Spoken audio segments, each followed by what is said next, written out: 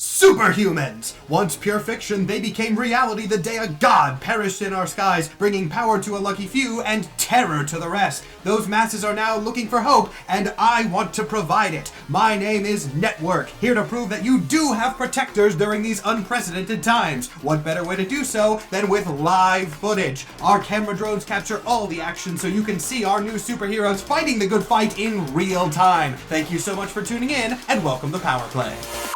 Thrusters engaged.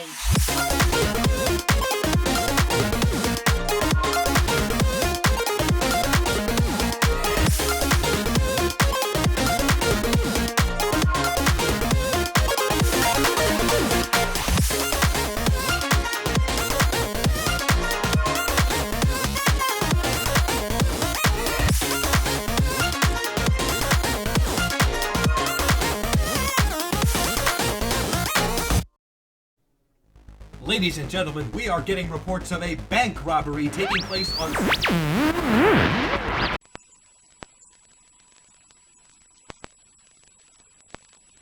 This isn't just a warning. This is making sure you know what you're getting into. So as the saying goes, don't try this at home, and don't try that shit in my city.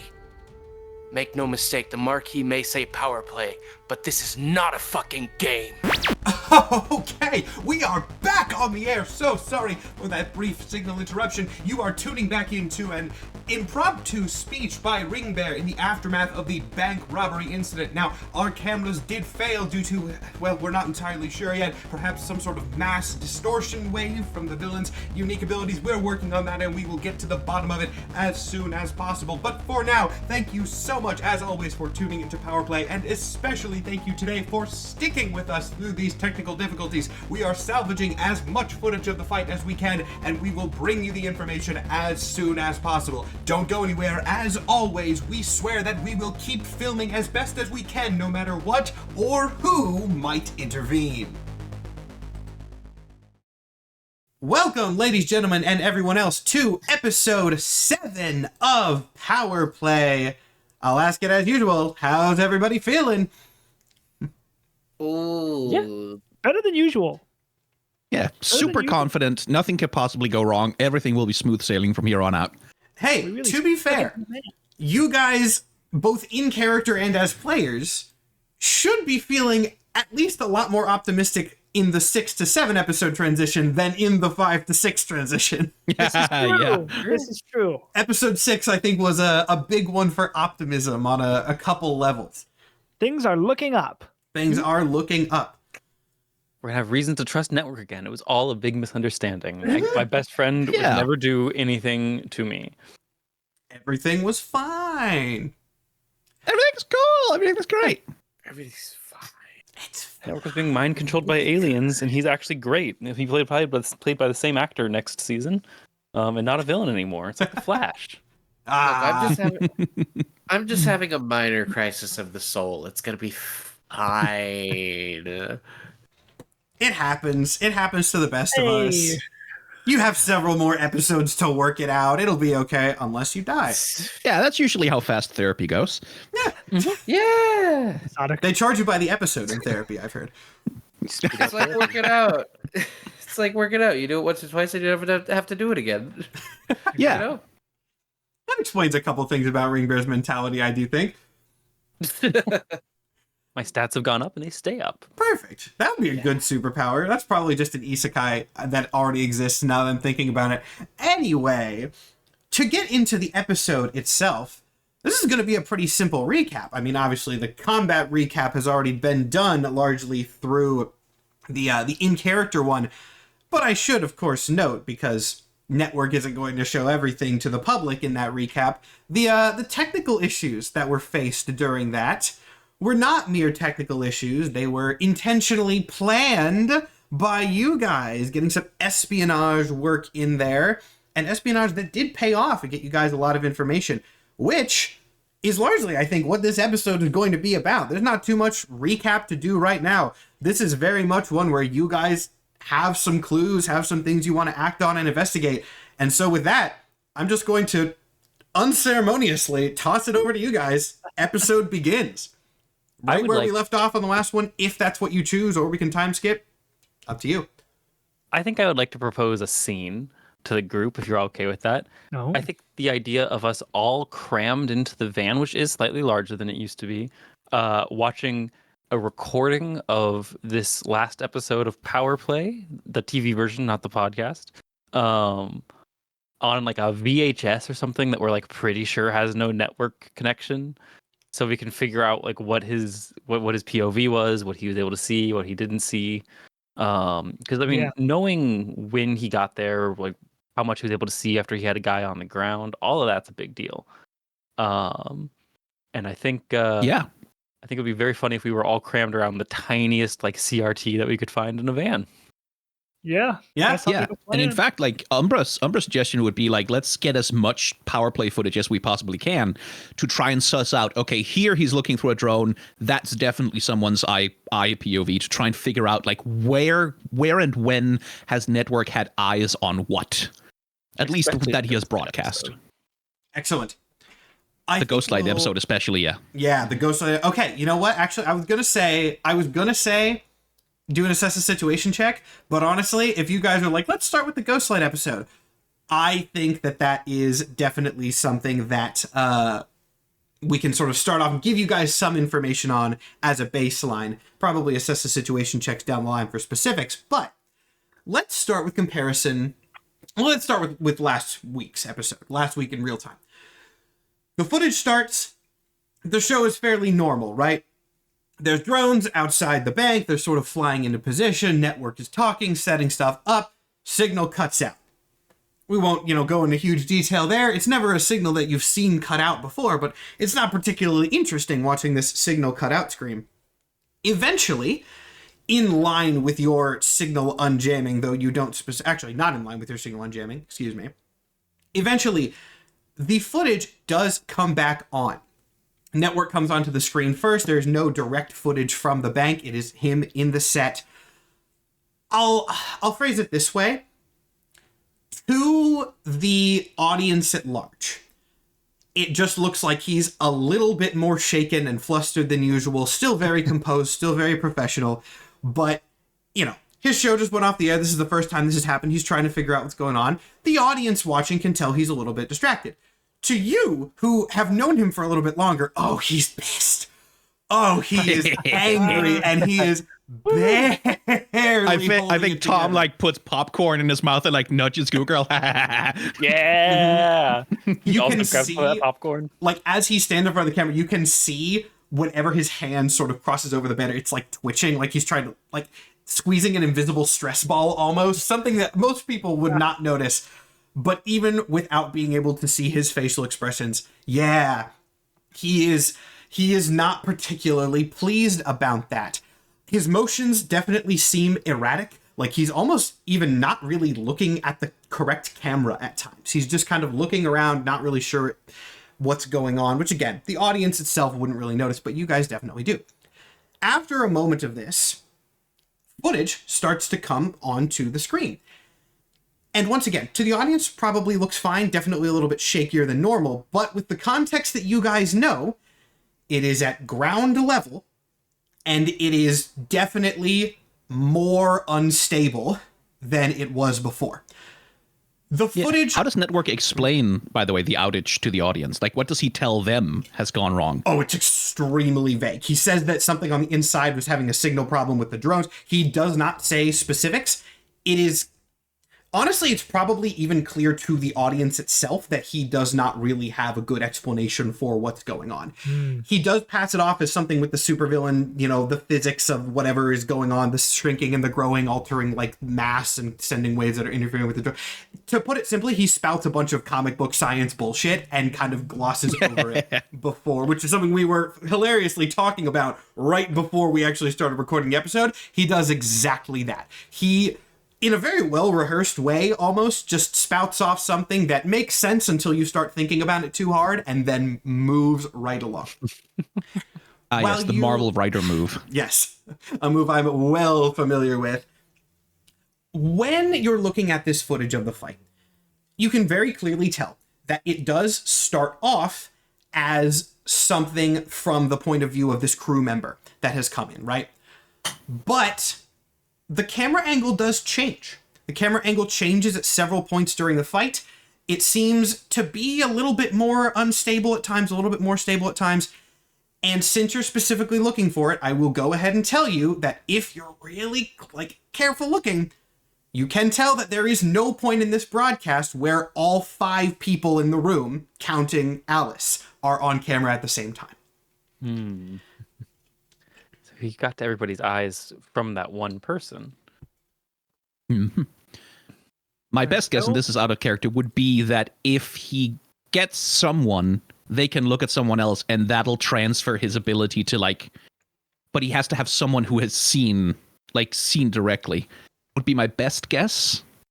That it's like a sort of, it jumps from person to person. I don't know how I don't think Tom would figure that out right away, though, or even think that right away. Since but you certainly cannot see he the would footage, be like, I will go ahead and be a little bit nice and confirm with the footage you are seeing, that is a reasonable assumption. And I will give you one more piece of information. My question would be it's we first get the footage from the goon who's coming in, and then is the next perspective we see from the first person the goon sees? Ooh. Not necessarily,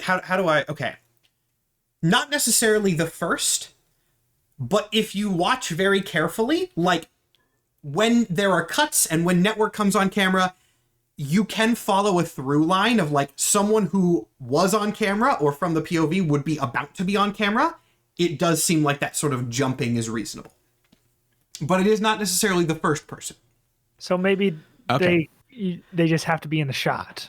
One more important piece of information. At the end of this fight, the last thing that sort of happened in the broadcast is Danny left and gave that whole dramatic speech, right?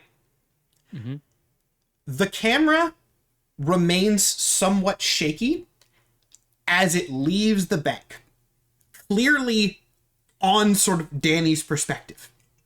But when Danny walks out, there is a very, very quick cut that you can, again, would never notice if you weren't looking for it, where as Ring Bear's eyes are going over the people who are scattered and assembled outside, there's a moment where Danny looks at a camera, and then the shot jumps to a stable camera looking directly back at Danny's eyeline. Ooh. Interesting. Because he did, I don't remember if you told us in character, but you did say perceptual hijacking, right? I believe that was a term that I used, and yes, I will allow that to be evidence here. But question. Network was still able to broadcast these visions even while we were jamming. Yeah. With having a goon there. Yeah, we took out all his cameras, so clearly the jamming... Well, no, because we put the jamming on his base. Yeah. We did not put any jamming inside the bank, so all it did was disrupt his connection to the drones. Well, to be a little bit more specific, technically, this is very mean of me, but since it's been addressed, I'll tell you. You're watching a recording of this. You don't know exactly... this is on a VHS. As you're watching this, you don't know if it was beat for beat live. Oh, shit. Huh. This could be 5-10 minutes delayed, and few, if any, people would know. Yeah. Yeah. Well, there's a way to find out about that, actually, because there were other cameras on the ground as Danny was delivering her speech. If we could find out exactly when Danny's speech was transmitted by network versus when it was transmitted live by the other TV networks who were there. Yeah. That might give us a sense of how much delay he built in. Yeah. That is something you can find out thinking out of character. Okay, if you want to do that in character, let me know. Yeah, no, this is me thinking out of character, because in character, first of all, Tom is just kind of celebrating with the others. He seems very excited by this. Fucking got him. Fuck, he thinks he's so fucking invulnerable. He's not. Got his ass. It's line of sight. If we blind him, does he lose his powers? Oh, I'd love to find out. Because Because we could just like, I don't know, find when he sleeps and like put a bright light in his mask and boom. Hey, when does Network sleep? Does he sleep? Man, I'm gonna lie to you. I always had half in my head that he was a robot. Yeah. I guess it's the mask and like the technically weird been voice ruled out, filter. I guess. Has not been ruled out. Controlling a robot from a distance is I will say, this is not something that has been acknowledged before, but I'll acknowledge it now, whether it matters in this series or not. At least one sentient robot exists in this universe. Yeah. Question: have we ever seen skin on Network? Like he's wearing the suit, he's got gloves on, right? You've not, And like he, but that and, like, could his be neck such an is intentional covered, right? repairing. Yeah. yeah. He actually But has he like a does turtleneck intentionally- and then full head helmet, and he's got golden gloves. Yeah, so he does intentionally cover up all of his skin. Okay. Mm-hmm. I am in a bit of a conundrum because I honestly don't know if my character would be in this scene, but I think I, the player, You would have been invited. Like you would have been invited. But knowing that it works, I don't think Danny is like actively looking at the footage. She's kind of like in maybe a chair at the back of the van while you guys look over it, but I think she would be there. Okay. Progress. Which Progress. hopefully gives me the authority to say out of character. Faraday cages. Keep out electromagnetic shit of all kinds. The Shadow Realm also jams Network's powers.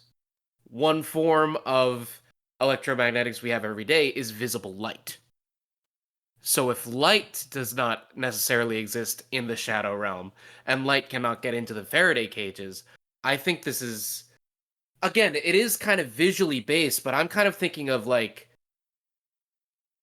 If sight becomes almost like radio waves that Network is able to tune into and hijack, I think that might be the basis of the power, or part of the power. Oh my god. yeah, Tom Danny. kind of. I don't think I've ever tried like taking a. I've never tried taking a radio in there, or a phone even. Like I never look at my phone in there.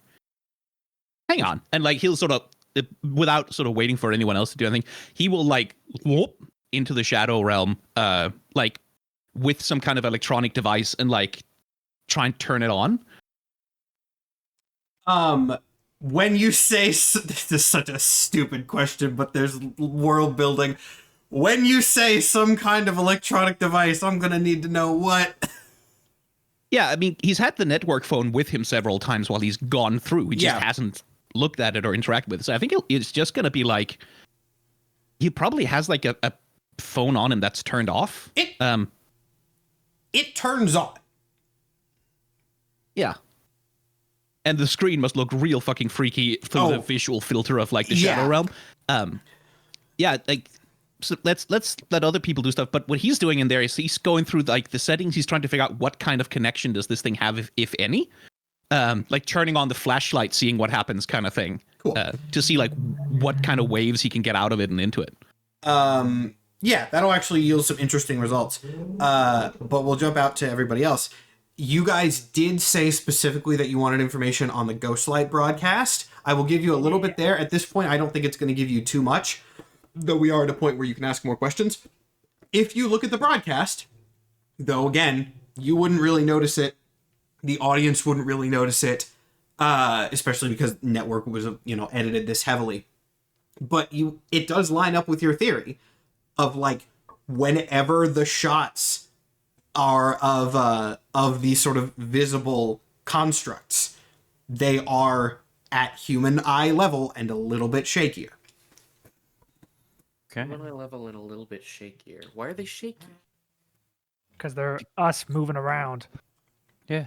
First person cam. We're not chickens. Our heads don't stay in place. Right. Also, I think something you said, Danny, is how we beat Network. I think How's that? you said that it blocks electromagnetic signals of all types in a Faraday cage. What if we walk into a Faraday cage and like activate it or close it or whatever you do to make it work, when Network is inside of one of us, and then he just can't leave. And we can just trap him in the Faraday cage with one of us and some of our perceptions. Trapping Network in a Faraday cage would definitely be if we wanted to kill the guy, which I'm pro. I was about to say, I was like, is that really off the him. table? If his power works that it has to jump from source to source, let's say observer to observer, if we trap an observer in a Faraday cage, Yeah. but we don't know that he can't simply sever the connection and start anew. We need to figure out where the chain starts. Tom can tell. Tom can tell. I will say one more thing. Sometimes. If talking about where the chain starts, I'm going to give you guys a little bit of, not extra information, but I'm going to remind of something very minor that was said last time that is just going to help with this theory. When, I believe it was specifically TBD, Ring Bear might have also been there at the time, but when definitely TBD was talking to the crew member who got sent to the bank, the crew member didn't really seem to know specifics of what was going on, but they did say the phrase, Network looked at me really weird before I left. Yeah, I think he needs to be in, like, one-to-one contact with a person or with a source, and from there he can jump. Possibly he jumped right from the goon into me, or maybe he needs to use, like, cameras as another conduit, in which case he could have used a security camera. But I think it's some kind of chaining effect. I'll add some information to that as well, because again, think about the Ghostlight broadcast. Right. Ghostlight broadcast. And I guess the cameras won't be working because we set off the EMP. The Ghostlight broadcast. It was never from Ghostlight's POV, because Ghostlight's eyes were closed the entire time. That is true. That is good to note. But the thing I was thinking of specifically along... Well, no, I won't give you any more hints. But yeah, like, the thing that you just said, Mike, the Ghostlight broadcast answers a little bit of that, which with what I've already said. I think it's a chain. Yeah, I think you have to look at someone to transfer the thing. And so when the guy looks at someone in his point of view, the Network can shift to the person they're looking at, and so on and so forth. But I'm really digging this trap him in a cage plan. Can we touch on this? Because even if he has some sort of... The only thing he has over us is guns pointed at our friends and family. He can't send out that signal if he's in here. There's no signal in here. So if we get him in here and just blast his ass. Oh, shit. He was looking at the wrong cameras and shit during the broadcast because he can't fucking see. What? When he's seeing through our eyes, he can't see through his goddamn eyes. That's why he's got the stupid fucking helmet on so nobody can notice. And he walks around on a stage like he knows like the back of his hand so he's not tripping everywhere. But he's looking at the wrong camera and shit because he can't see. And also why he never flinched when someone threatened him directly to his face. Huh. Network is blind. Now, Tom doesn't know this because he's still in the Shadow Realm, but okay, that is interesting. Is he blind all the time or only when he uses his powers? We have to go on the latter. We have to assume the latter, I think. Yeah. But when he's looking, he's not seeing. And that's why he's got his goddamn helmet on. Son of a bitch. Damn. Where's Tom? Yeah, that's a good time. He's still like playing with his phone. That's a good time. Well, you turn on the phone. Make me an Unleash Your Powers check. Unleash my powers. Okay. That's a 10. Oh, critical. Okay. You have been twitchy since you entered the Shadow Realm a couple times ago. That's something that we've pretty well established. Yeah. Since you sense something there. You turn on the phone, and it does turn on, and it emanates a little bit of light into there. And the second that happens, you immediately get a sense of, that might not be a good idea. Yeah, like a sense of like the whole thing reacts to that. Yeah, there's not a tangible or audible rumbling, but you get sort of a sense that there was a reaction just in that sort of that psychic level where your shadow self operates. Yeah, like instantly sort of turn it off again and kind of go like stand still and listen. Like, does the reaction stop? Yeah, for that, if you turn it on and then turn it off again, the reaction will stop. Yeah, no. Okay, so he's gonna stand there like just holding that for a second, like insofar as she can look around, he's looking around.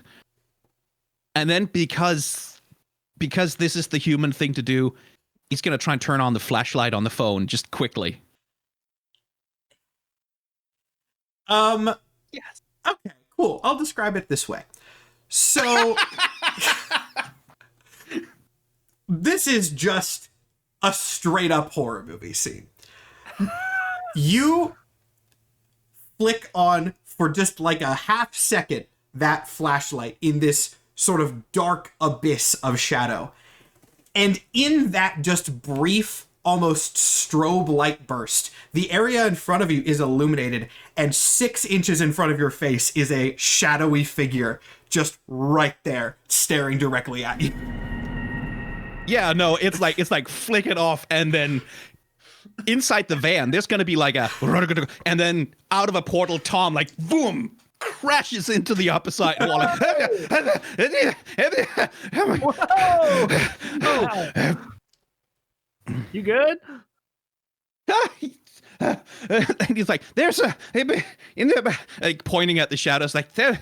I think it's gonna take him a while because like he's at like a fucking Five Nights at Freddy's jump scare. Yep. So, did the phone work? Technically. And like he like holds it up. Yeah, but it's turned with the no I don't. Like sort of like catching his breath, like sort of getting up, like steadying himself on TBD's shoulder, like Like patting his back, like, you're good, man. You're good. All right. yeah. Okay, so I got in there. I turned on the phone, and something happened. Something happened. Like it, I can't describe it. It's like the whole place was kind of shaking a little bit, like it didn't like the light, and then I tried turning on the flashlight for a second, and there was a person. What was the shape of that shadow thing? But like, was it vaguely person shaped, or was it like? Yeah, it was. Could be anything shaped. It was, again, that very split-second jump scare. Like, when I was describing the scene, I imagined the sound effect sting in my mind, you know? But yeah, it was humanoid. That's really all that you can tell from A, how quick it was, and B, how quick I imagined your reaction was. It was humanoid. Yeah. Yes, ghost, something. I don't know what it was, but it was right there, and I don't think it liked the light very much. It's like hand slightly shaking as like puts his phone away in his pocket, but phone's working there. I did figure that out. Did you have like service? I don't know. I didn't have time to check that. But they turn on. You can shine light in there. You just shouldn't. Don't shine light in there. Nobody bring light. Google, and he like looks at Rebecca. Do not. I swear to God, do not bring a flashlight in there next time. You specifically. I understand. Yeah, he's like pointing at her like nothing. And she just like drops a flashlight that she was holding on inside of her goo. Just like, yeah. Not even caring it anymore. I had plans, but the plans are not. I'm not. Yeah. Should we drop a network in there with a flashlight? I mean, Light him up like a Christmas tree. I mean, whatever's in there, it can have him, as far as I'm concerned. But He wants to get coming. Can you bring it out? What did you say? Can you bring it out? Like if it grabbed you, could you take it out of the shadow realm with you? He gives you like a look like, That sounds like a. I am not gonna try that. I'll provide some DM insight here. If you did that, it would be cool. I mean, hearing that from a DM is like, no, sure. I'm sure it would be. It'd be real cool. I'm not going to tell you anything else, but it'd be real cool. It might be a cool you could TPK. bring it out in Network's headquarters during the next episode of Power Play. Yeah, find some way to turn off all the lights and then just Let her rip. Open the whole studio. Yeah.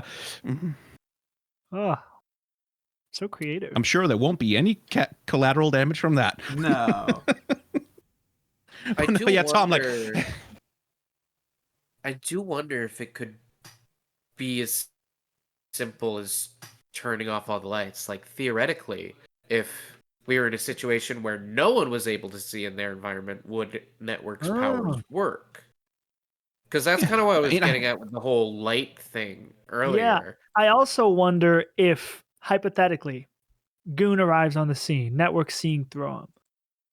If my eyes are closed, can he hop into me and just see nothing? I don't know why he'd want to, but does it require eyesight on both ends? Oh. A connection.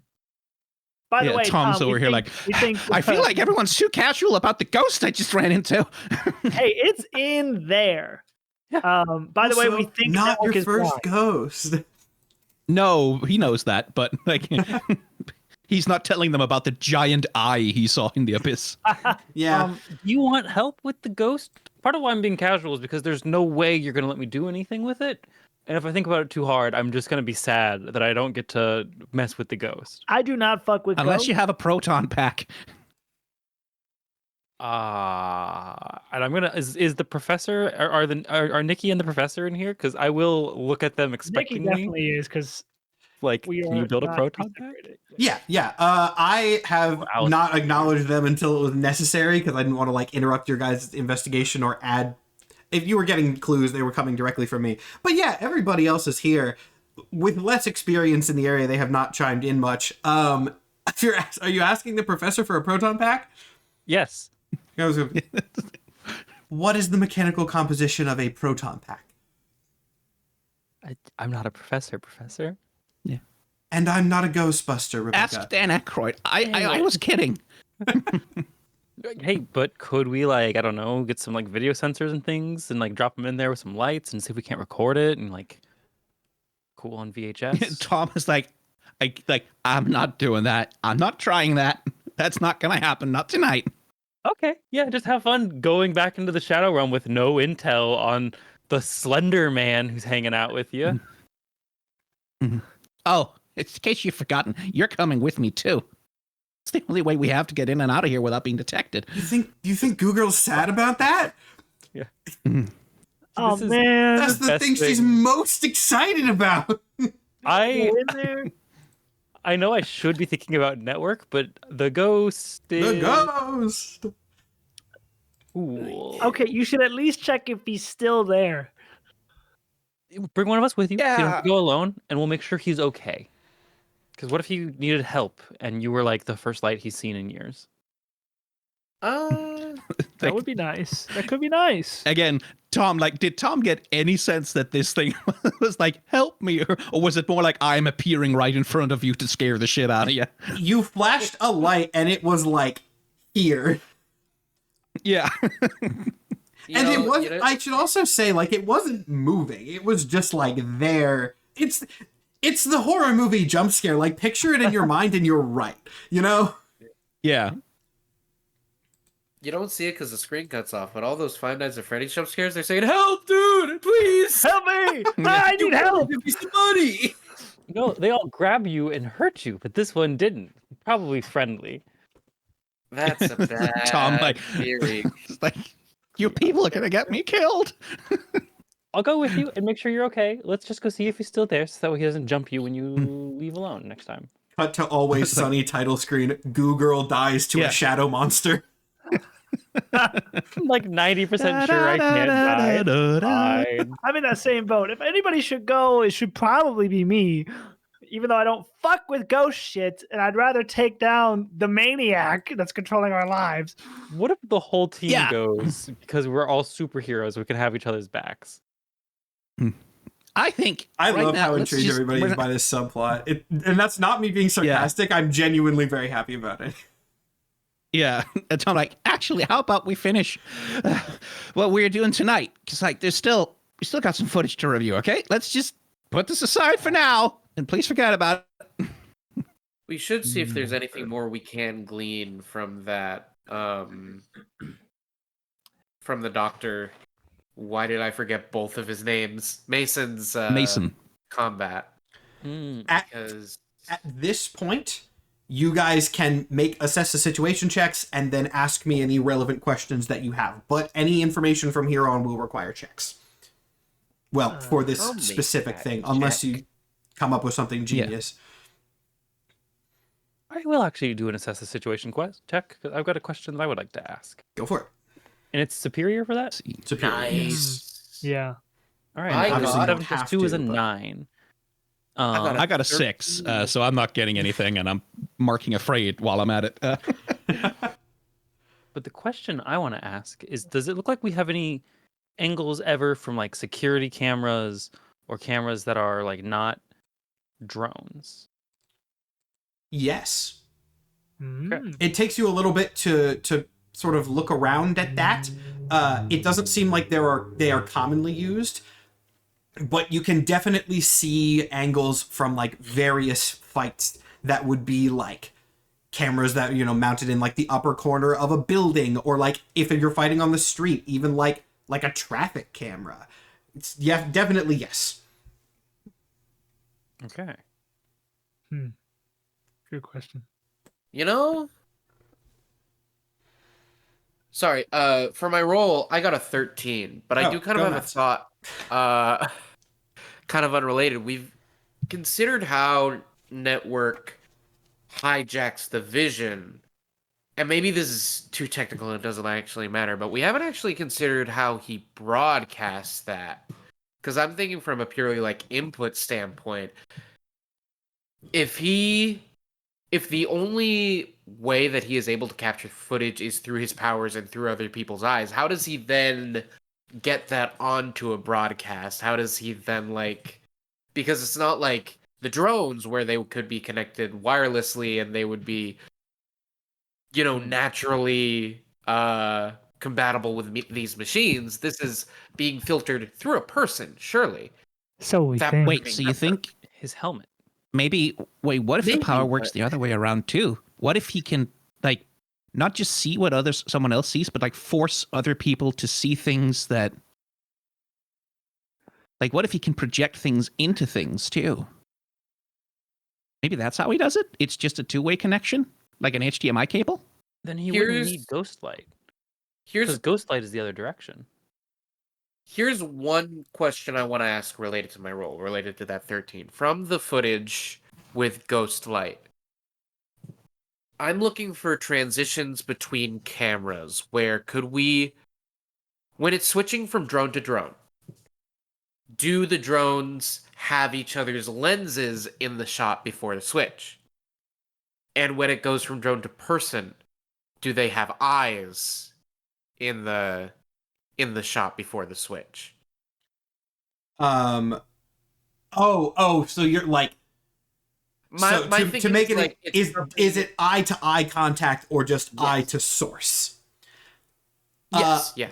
Best you can tell. Well, actually, there's a little bit of nuance to that question. So since you phrased it the way you did, I'll give you two pieces of information. One, doesn't seem like the drones need a direct line of sight.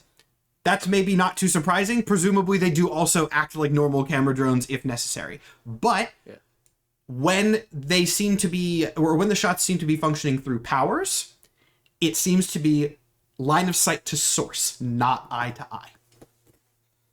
Line of sight to source, not to eye. That's very interesting.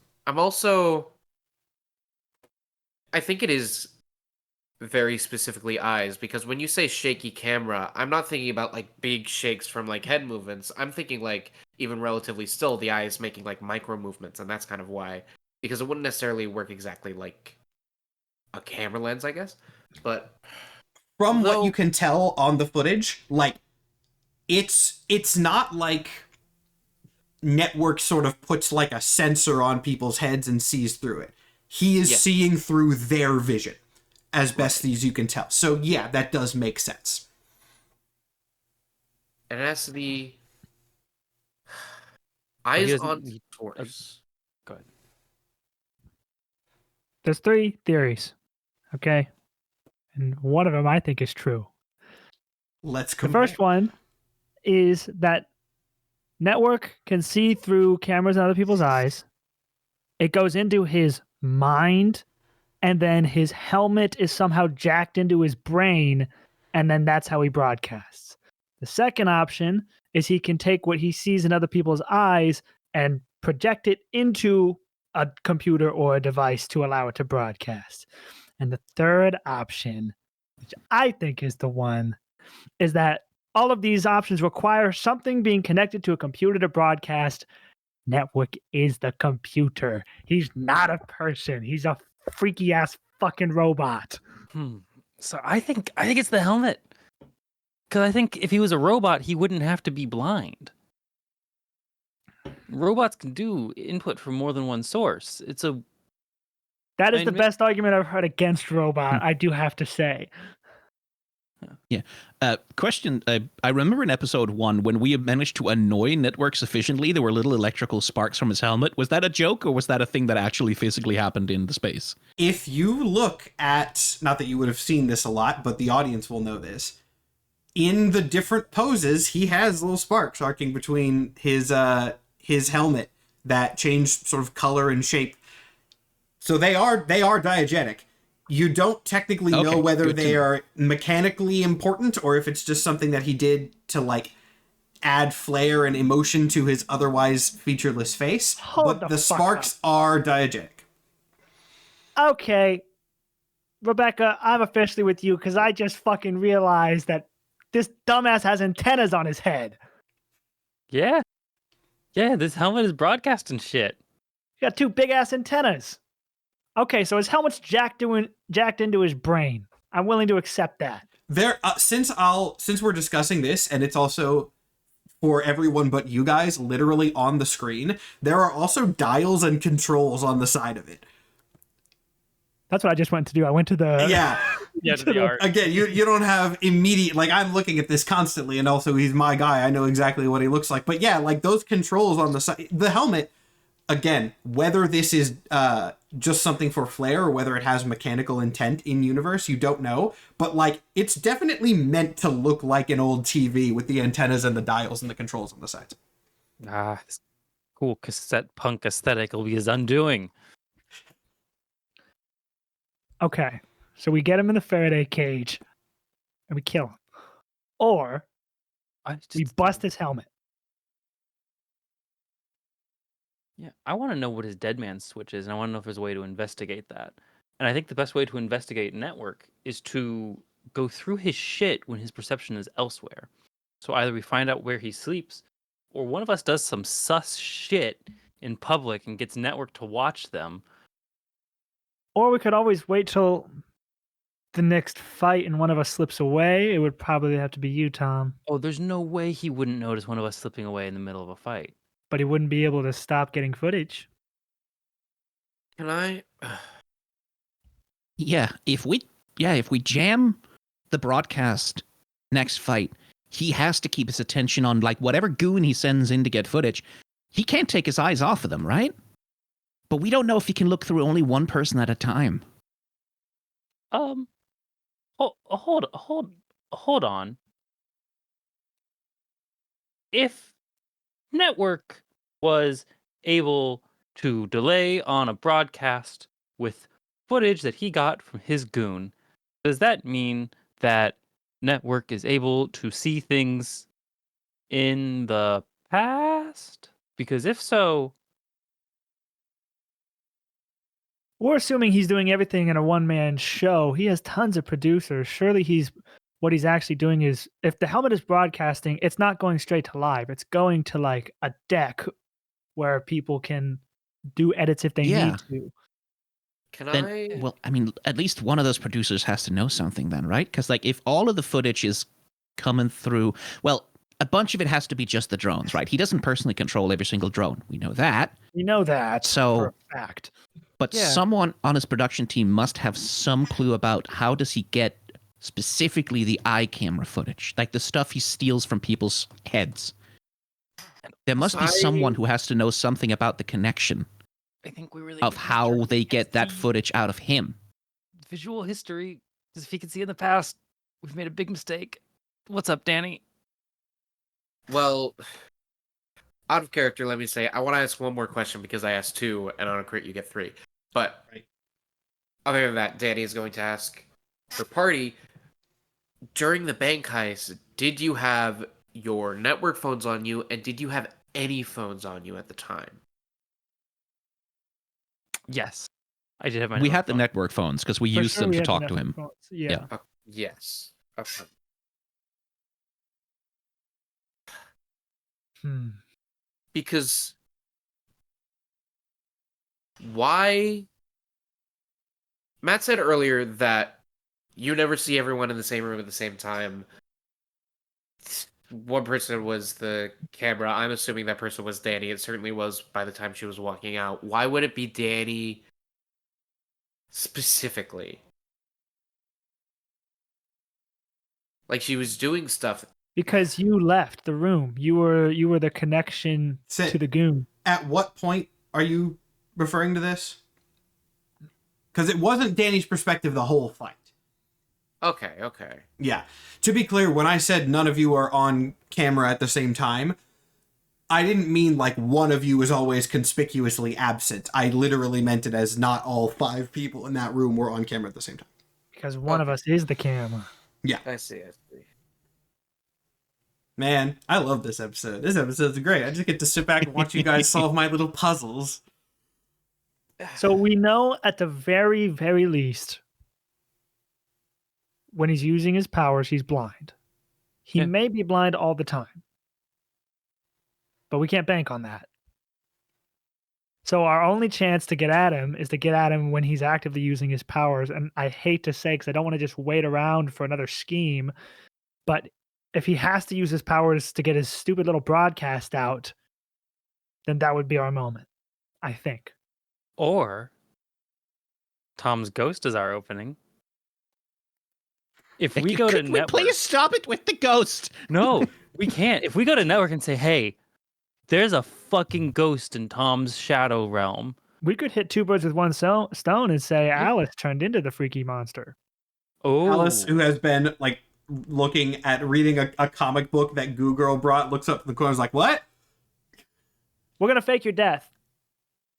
Didn't we already do that?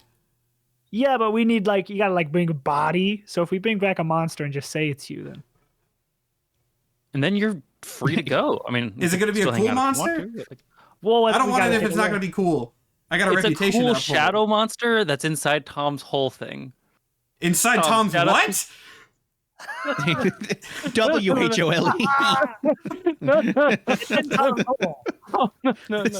Tom's whole thing, like the shadow. Oh, his whole side. And yeah. Okay. Tom with like That- 1,000 miles set. Yeah, I've seen that fan art online. It's weird. That's not what I meant. That's not. Alice pulls out her phone and is like, oh, shit, we don't have Google in here. That's not what I. But seriously, if we go to network and say, "Hey, we found," we can't say Alice because we don't know that her name is Alice, as far as network's concerned. We found Wonderland, and she turned into a shadow monster inside Tom's shadow realm, and we need your help to investigate. There's no way in hell network turns that down because network wants to know what's going on about all of these things. We distract him, and we get to investigate the shadow realm to make sure Tom is safe down there, using his resources, which do vastly outclass ours. And if Goo Girl gets to explore the ghost place, well, then that's just a happy benefit on the side. What? Yeah. And the great thing is it doesn't need all 4 of us because Tom and I can go and be like, "Hey, this thing's happening," while the 2 of you go and do some espionage. Nikki pipes up from the side and goes, Rebecca, are you suggesting that the gang splits up and looks for clues? A little. Holy shit! But this time, we're masking the monster instead of unmasking because we're making everyone think that it's Alice. But also, I'm in Wonderland. there is a real monster. There is. Capitalism is a real monster. There can be 2. Okay, that's fair. But yeah, no, I mean, 2 birds, 1 stone. And Yeah, I'd like to point out that this plan still involves me intentionally going and baiting the scary shadow monster. Correct. Or We also are Oh no, yeah, yes. Would you feel better if you took TBD with you instead of me? I would not feel better, but I would do it if you wanted me to. Yeah, like Tom looks at like the flashlight on the floor and is like, yeah, you know what? Yes. Tom looks to where the flashlight on the floor was before Google. Yeah. Like, Glooped it up with a little tentacle when no one was looking. Yeah. It will make you feel safe. I will go. and I will investigate network. I have one last question. Yeah, you do still have. I forgot it was 3 on crit, so that's my bad. That's okay. And honestly, can you go over for me one more time? We have talked about this. How Network was able to see the ghosts in the Ghostlight fight. Best you can That's tell because from he the switched to information us, that right? you know. Yeah. He switched. So to us. from the information. So just for the sake of laying this all out, I'll give you all the information that you know first. The drones could not see them. Network claimed that he put some sort of filter over the cameras which allowed them to be seen. Goo Girl later questioned that. He said it was proprietary and dodged the question. The other thing that you know is that when Goo Girl actually at the scene held up her phone to try and look at the lights through those, her vision still showed it. Looking through the phone did not. So while technically this is not 100% confirmed, from what you know and watching the footage, it can be reasonably assumed that the way Network was able to see the lights was by going directly through your vision, not a camera. Then we need more information about how Mason's power works. I guess to draw the conclusion that I am trying to draw, which is... Could Network see dreams? Basically. If he jumped into someone's head when they were sleeping.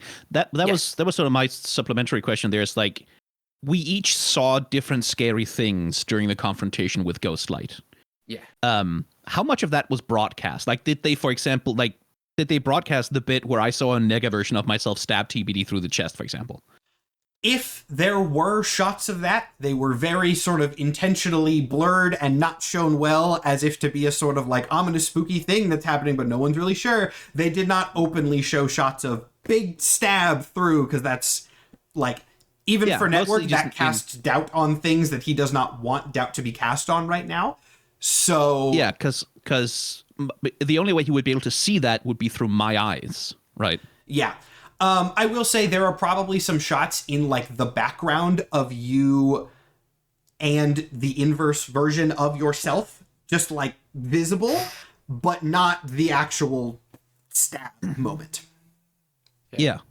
Because It also should be noted, the way, and maybe I wasn't clear enough about this, so if I was not in the moment, I apologize for that. Let me go ahead and correct. Everyone can see everybody's. Yeah, lights. we all saw. It is not. okay, good. It is not. Only people can see them. Cameras cannot. But it is not a thing where every person sees their own specific vision. Yeah. It is person. Like people can see all of them. Cameras can see nothing. Mason somehow has a way to latch on to something psychological, but we all saw like the inverse version of you. Just like you saw me get attacked by like a skull or whatever, and I saw Danny get beat by a ghost hand. Yeah. And it also is worth noting, minorly at least, they do have physical form. It's just that their visibility is not possible through certain things. Okay. Yeah, okay. Okay, that was the last, because I love this. Episode 7 is almost certainly, unless something wild happens later, just going to be called Episode 7 Investigative Journalism. And I love it.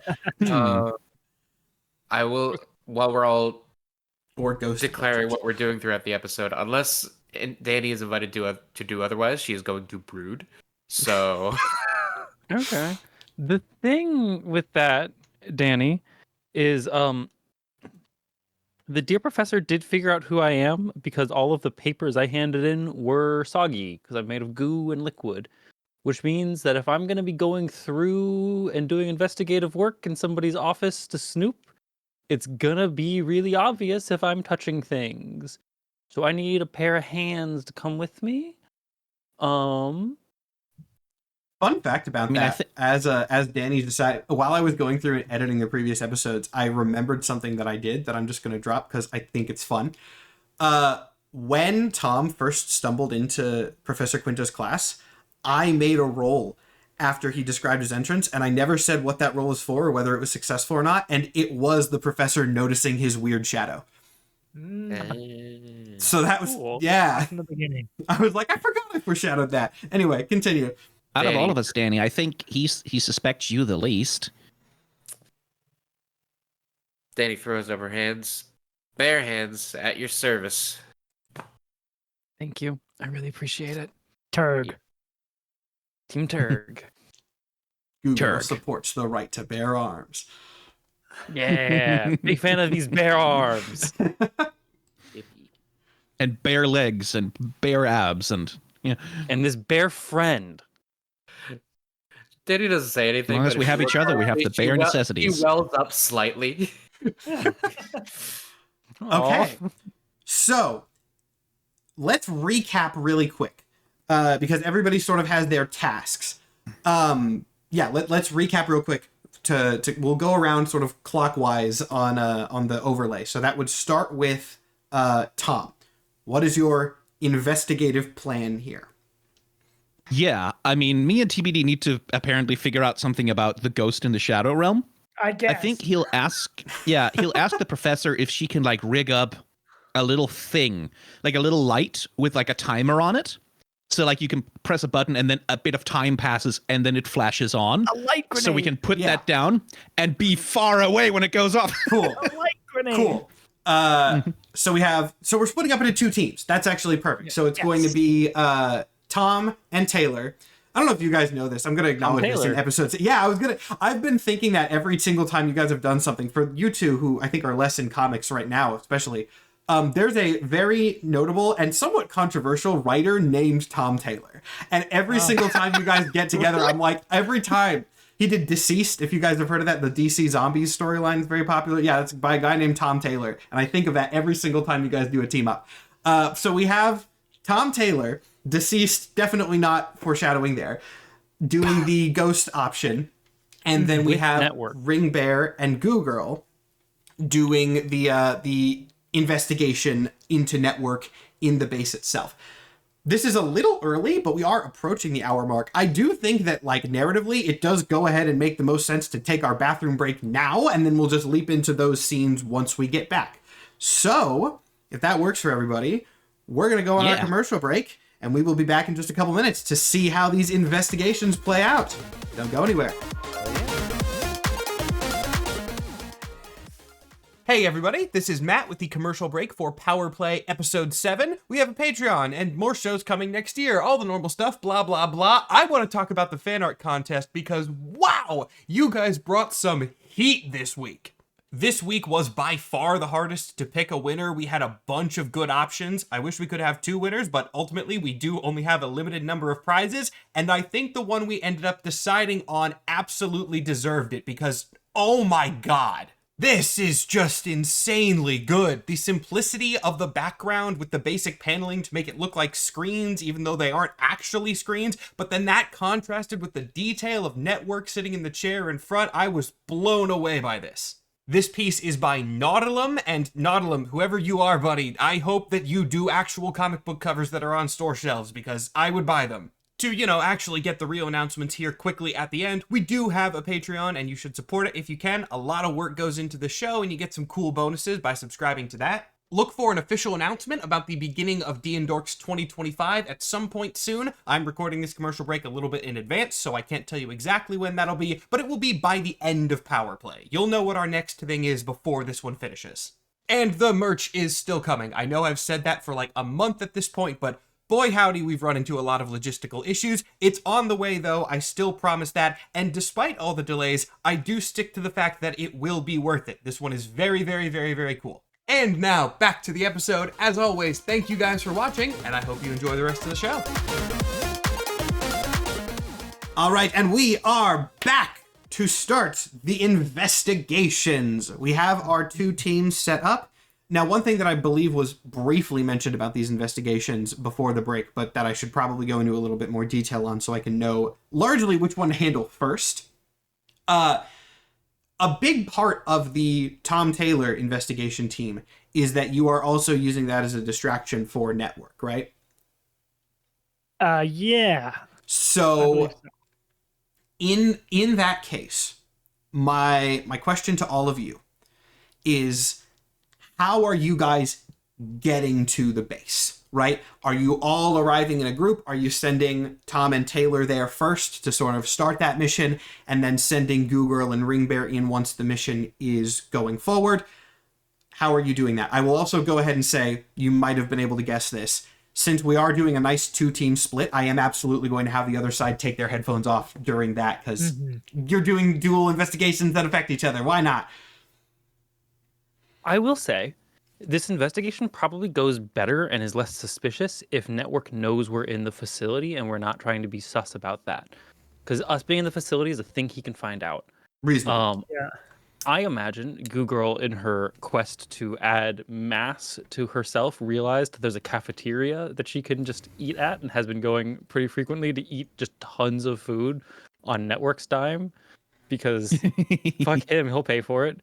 And Danny's going with her to make sure she's bulking responsibly. Yeah.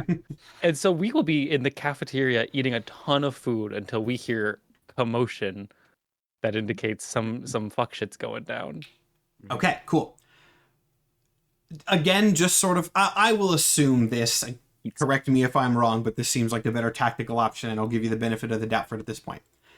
You guys are going to split up, call cars individually, and not necessarily give the idea that you were all together in a place that was not monitored. Yeah. Yeah, cool. probably. Like it'll be Danny and Goo Girl, like, hey, we're like, send a car, we're coming to like eat you out of house and home sort of thing. And then at a later point, it'll be like Tom will say, I need a meeting, basically, because he wants to pitch like, hey, we found the villain and we need someone to help us figure out what the fuck happened to her. Perfect. That actually gives me all the information I need to start us off. So we are going to start actually with Danny and Goo Girl. I'm mixing up the secret identity names. You all know what I mean at this point. It's going to be very brief on you guys, and then we'll cut over, because I know your guys' plan is to just go and eat at the cafeteria. But there is something that should be addressed first. You guys get to the Hero Complex. When you open the doors through the little changing rooms and go in, there is something that is notably different about the place. And that is, for reasons that you are not explicitly told, but can probably figure out to some capacity, the lights in this whole place have been cranked up.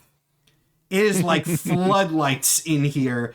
And as you go down to the cafeteria, yeah, it's bright. It is brighter than usual in the Hero Complex. Well, judging by the lighting, Power Play just became a sitcom. Yeah, what is this to keep? Is this to keep Tom out, or is this to keep Mason awake, or is this to make us look washed out as possible on camera? Probably the third one. I see a wouldn't worry about world it. where I don't see a world where Network doesn't want to do all three. That's true. But bright lights also mean more shadows. Like, look at how much of a shadow I'm casting in so many directions. Oh, I should be so clear. Like, these, maybe more lights have been added. Like, this area has been lit to minimize shadow as much as possible. Yeah, some of these are at eye level, which is fucked up. Yeah, it's uncomfortable. I'm gonna. So he's scared of me. Oh, because you were texting him and we don't know that. Yeah, Tom did actively taunt him, which is a secret to the rest of the group. But when you guys arrive in a couple minutes, maybe you'll be able to figure that out. Now, Danny and Goo Girl, you do not have to do something immediately with that. But since you guys are getting there first, you would be the first ones privy to that new information. I think I'm going to order some pizza with that information, is what I'm going to do. And some buttered chicken. Get and some ice cream. very bright pizza and buttered chicken and ice cream. That is a lot of dairy for going for it. You're going for it once. I don't know how your like digestive situation works anymore, but that is neither a do lot I. of dairy and meat. I haven't had a waste product since I've gotten these powers. It's okay. Fantastic. Terrible thing to canonize. I'm so sorry. Questions raised? I'm not going to put that on my outstanding questions list. I feel like that's one that's better left unsolved. Yeah, let the fan fiction writers figure that one out. Oh god. We've had them It's only before. on this show where I insist You on laugh. being gross. D&Dorks has fan fiction. It's true. It's the unfortunate truth. It is an unfortunate truth. It's the fortunate truth. You should be happy. Like, that means people love it. That is true. That is true. Or that they hate it in that specific obsessive way that only fans can. Hey, if you want to write Goo Girl fanfic, send it to me on Tumblr afterwards. I'll read it. There you go. And now that's been put out Angst into the about world. Tom. I will devour them. Yeah. I mean, yeah, we for clown on comfort, it, but give I've it to read me. them all. I've read all of them. That's because I'm you're in honored like and half flattered. of them. Hey, what can you say? Fan fiction discussion aside, for my sanity, if nothing else, we will then skip to the arrival of Tom and Taylor. Guys walk out into the complex. If you said that Network wanted to have a meeting, or if you asked him to he'll a have meeting- told Network, like, we found Wonderland, but like we need help, asshole. Like, I think that'll be the specific text. Yeah. I like the way you talk to him. He tells you he's in his office. And when you enter the hero Yeah. complex, lights. Yeah, and Tom kind of goes, like he's got a headache almost. He's like, okay, well, Yeah, change the decor. Fucking hell. no kidding. Okay, he's in his office. See if we can find it. Yeah. You guys stumble your way to the office. You are able to make it out. I assume that you at this point are just barging in without knocking, though that is, I guess, technically up to your discretion. But you guys walk in. Network is there at his desk, as he usually is when he is there. And he looks up at you guys. Even through the mask, you can tell that he's kind of smirking in this equally bright room. As he goes, Yeah. hello. Tom, like, hey, love the decor. Like, visibly very, very uncomfortable with it. All right, listen. We found Wonderland. Well, I think we did anyway. I lost her in there, and I went in looking for her. I think it's her, but it's some kind of shadow something. I don't know. I think she got eaten by the Shadow Realm. I don't know what the fuck it is, but we need to get her out of there, and I don't know how to do that. You're the one who's been doing research on these fucking powers. So, like, you want something cool to put on TV? Help me get her out of there. He leans back in his chair, smug expression still implied by his demeanor, as he thinks for a moment. Goes, someone lost in the Shadow Realm. I mean, it would certainly sell well. I can't deny that. Is there a reason why I should trust you in this moment, Tom? No? Is there a reason I should trust you? Fair enough. Though I will say, I'm no expert in the Shadow Realm. That's definitely more your area than mine. Do you have some sort of request from me as to how I could help? Specifically? You want resources, Look. advice? You've been researching these things, right? Like, fucking, I don't know, Library of Alexandria shit, some ancient magic tome, anything? Ancient magic tomes. Ah, yes, let me just consult my library. He kind of, like, tilts his head. You can tell he's rolling his eyes under that helmet metaphorically. I don't have any ancient magic tomes, but I suppose if you are telling the truth, it would provide interesting insight, and I do want to find her anyway. So, what, are you going to go and look for her? I'm gonna try anyway. Whatever's in there, it reacts to light. Kind of the same way I do, frankly. I'm stunned. Mm-hmm. You want me to give you some lights that you can poke around in there with? Lights, drones, like whatever you got. He thinks about it for a second. And also, like Tom's like, also, get a cell or something ready. Because when we get her out, I don't know what the hell. Like, I don't even know if she's going to be human anymore. He raises an eye. Well, I keep saying facial expressions. You see, like, the little arcing sparks go throughout his antenna. That's established as canon. He goes, oh, yes. I forgot you knew about those. But I did have a nice discussion with Captain Kraken about it. I suppose it wouldn't cause too much harm. Fine. Take a drone. Take 2. Whatever. How generous. Yeah, put some strong flashlights on them. We're going to use them as bait. Well, a found footage episode could be fun. And then you see him, like, tapping on some stuff on his desk, presumably calling some tech member to go and get that drone for you, or those drones. Cool. Yeah, with that being the end of the conversation, Tom is done. Anything TBD wants to say? I'm just here for support. I got nothing to say to this guy. And he has nothing to say to you. Good. Good. Somebody comes in a couple minutes later. He said take 2. He brings 2 drones. They have been equipped and, like, with Tom, more lighting on them, definitely. Yeah, and Tom goes with them as okay, like, wherever the hell I do this, it needs to be somewhere where if something horrible comes out the other side, it's not going to cause too much damage. Well, why don't we send you down to those cells that you spied on? No. Yeah, and Tom, like, sort of like with a like, goes along. That cannot be the best option.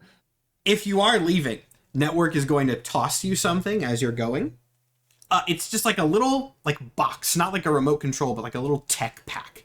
There's signals might be shaky in there.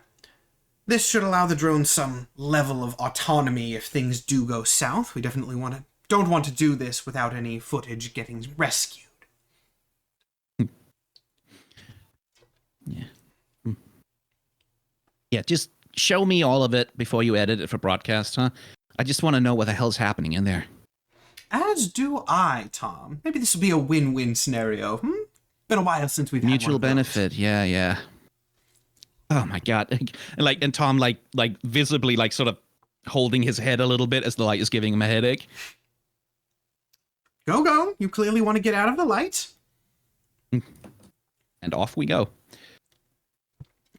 If you are taking his advice to go down to the cells, since he was being very mask off in that scenario, the crew member who came in, like, the crew member saw him being shady, which is, I guess, something sort of worth noting. This is the first time you've seen a crew member be informed in that directly, but that crew member will take you down.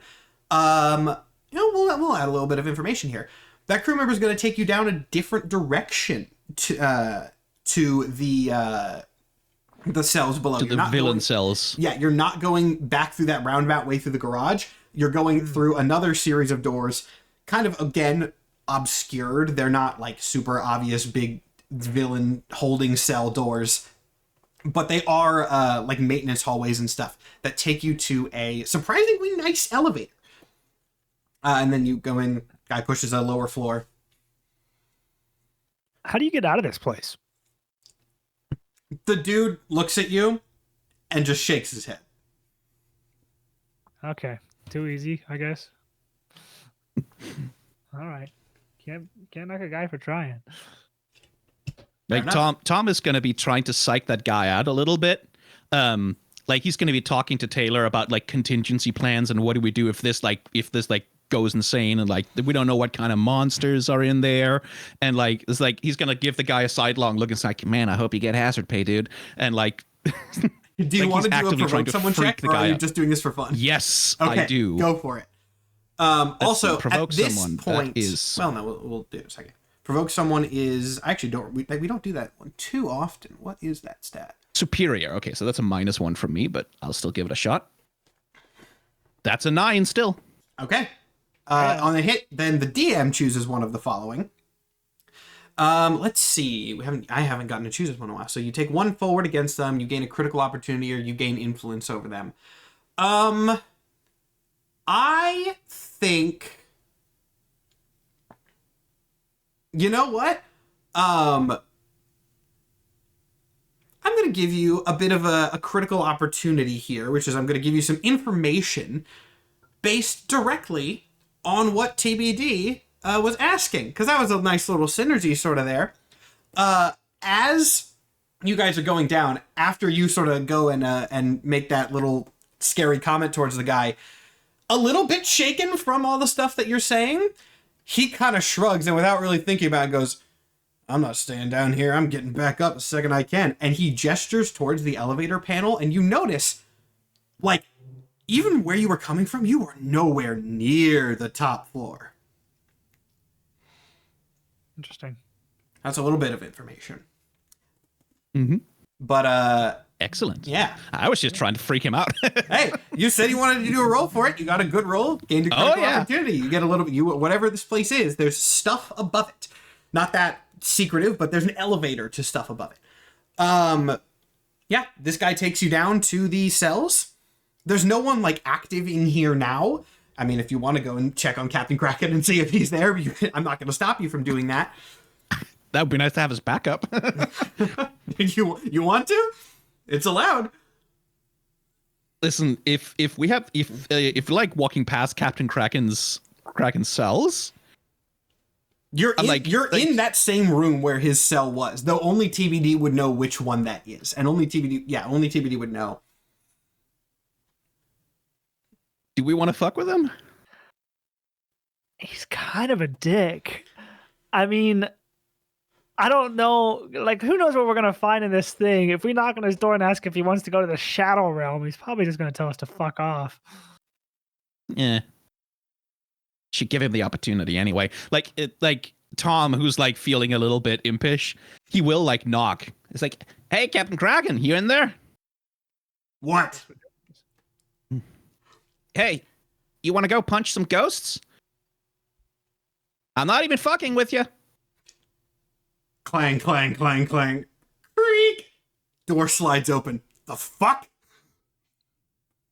Yeah, turns out, you know how I sometimes vanish and I go into things? Yeah, it's a shadow realm. There's ghosts in there. We might have to fight one. Want to come? Look, I punch stuff and heal fast and shapeshift a little bit. That's simple. I understand it. I don't fuck with whatever domain expansion bullshit you're on. So maybe leave me out of it. Scared? He looks up at you and his eye just twitches a little bit. He goes, and if I was... I guess if you are, then you are. It's just a telling of your character. he like looks up at the sky. I think Tom would be like, exasperation. Genji wouldn't be scared. Man, that is really funny because I have like that line isn't even just a throwaway. It's been in my head canonically that he is an anime fan since episode 1. So An anime fan with tentacle powers. Oh my. yeah. He looks down. He goes, "Okay, shit. Pitch this again." Right. So, I don't know if you watched the TV. Remember how we fought like the lady who made big weapons called Wonderland? Yeah. Yeah. We lost her in there, and now I'm pretty sure she's become some kind of shadow monster. Oh, this So is we're gonna go and try and get her. anime bullshit. Okay. Mm-hmm. Make me a provoke someone check. Not my best stat. Yeah, no, that's a 4. Can I try? You're both there. I'll allow it. Provoke someone is superior? Provoke someone is superior. You do not have team points yet. You probably Okay. will once you sort of enact this, but Flat roll for me. 12. okay. Fuck me. All right, cool. You know what? This is actually gonna be really fun. The door opens up wide. And goes, fuck it. I've been in here too long anyway. He then kind of looks out and sees that you guys have like 2 drones hovering next to you, and without really thinking about it, he kind of goes, "You guys got drones for this? Did Jason clear this shit?" Yeah. Yeah, like Jason. we just talked to him. Shit. All right. and he steps out of the cell. Yeah, and it's like he like goes ahead. The both of us like sort of nudge each other. Jason, really? Who the fuck's called Jason and a supervillain at the same time? But yeah, go to the cell. Yeah, this wild little side quest that you guys decided to go on before the little recruit and NPC ally revealed Network's first name. Yeah, he comes along with you. At this point, you guys are about to enter your little side quest here. So, Mike and Jess, headphones off. First half of this investigative mission is about to begin. Oh, this is just getting more fun by the second. I love this episode. Fucking got Kraken I to go really with us. was not expecting Kraken. So here's a fun thing. This one's totally unintentional. Captain Kraken's status is another thing on my list of things that we needed to handle. So you guys are really just checking the boxes without knowing what they are. I love this. Great. Cool. Yeah, I think as we enter, like Tom is gonna give us like how long have you been working with Jason? I mean, Network. I don't know if I probably shouldn't have even said his name. I don't care that much, but like, we're not friends. And I mean, to be clear, I don't mean me and Network. I mean us now. Harsh. Yeah, no, I know. Like, I remember how you fucking hit me, man. Yeah. I mean, you were trying to kill me with shadow magic. I wasn't trying to kill you. I was just gonna. Yeah, fair enough. I guess it's scary. Almost killed a weather guy. And Tom shuts up. Yeah. You're the one who has to initiate this shadow thing, so whenever you're ready, go for it. You guys, you gotta kind of lead the way, man. Yeah. As we enter the cell, is it also like completely fucking brightly lit? Yeah, this one is also brightly lit. Again, there are drones with you, so presumably, like, you can signal Network when you're in the. It's great. He'll tell you this just for convenience. When you're in the cell, it'll get closed from the outside, not necessarily locked, but at least shut. And then you can signal a drone, cut the lights, and do your thing. Yeah. And Tom was like, all right, I can't do this while there's fucking lights everywhere. Could you cut the lights, please? And he'll like turn to Crack. He'll turn to Crack and like, all right, when you're in there, shit is gonna be super disorienting. Like, pick one thing and keep your focus on it. Otherwise, you're gonna get nauseous. So, is night vision gonna be a helpful thing here? Honestly, man, I don't fucking know. But hey, you know what? Give it a shot. Like, do you have some like deep sea fish shit you can do with your eyes to see better? I can try it, but it's gonna fucking suck. And then he takes his claw arm and just slams it directly into his own face. And after a second, like, yeah, I can't. Okay, that should be better. His eyes are like notably larger on his face. They're more reminiscent of a deep sea fish now as they regrow. Yeah, it sucks, but that's the only way I can do the shifting thing. Oh, with regeneration? Shit. Dude, that really does suck, man. Hardcore. Yep. Fell off a fucking boat, and this is all I get for it. Oh, yeah, by the way, whatever's in there, it's attracted to light, so the electricity thing, don't do that. Oh, no, I'm back to tentacles. He holds up his other arm, does the little, like, uncurl the tentacles, grows back. This is what I prefer to keep it as normally. Yeah. And Tom is gonna, like, expand a portal and lead the party inside. You have entered the Shadow Realm. I'll give a cool sound effect in post. I'm tempted to put a slight voice filter on everything in here. We'll see how much editing effort I'm willing to put into this. You are inside. I mean, I can do something like this. Oh, whoa! That was cool. But that's maybe a little bit much. I feel like that's going to be a bitch to balance with everybody else's things in post. Yeah. So I like the effort. Yeah. So entering the realm, Tom is definitely gonna be on fucking tenterhooks because he's the one who saw the thing that was in here last. Do I get any sense that there's like anything nearby or like dangerous happening? Like when you say nearby, I'm going to assume you mean specifically relevant to the shadow nonsense. Yeah. Nothing more than usual.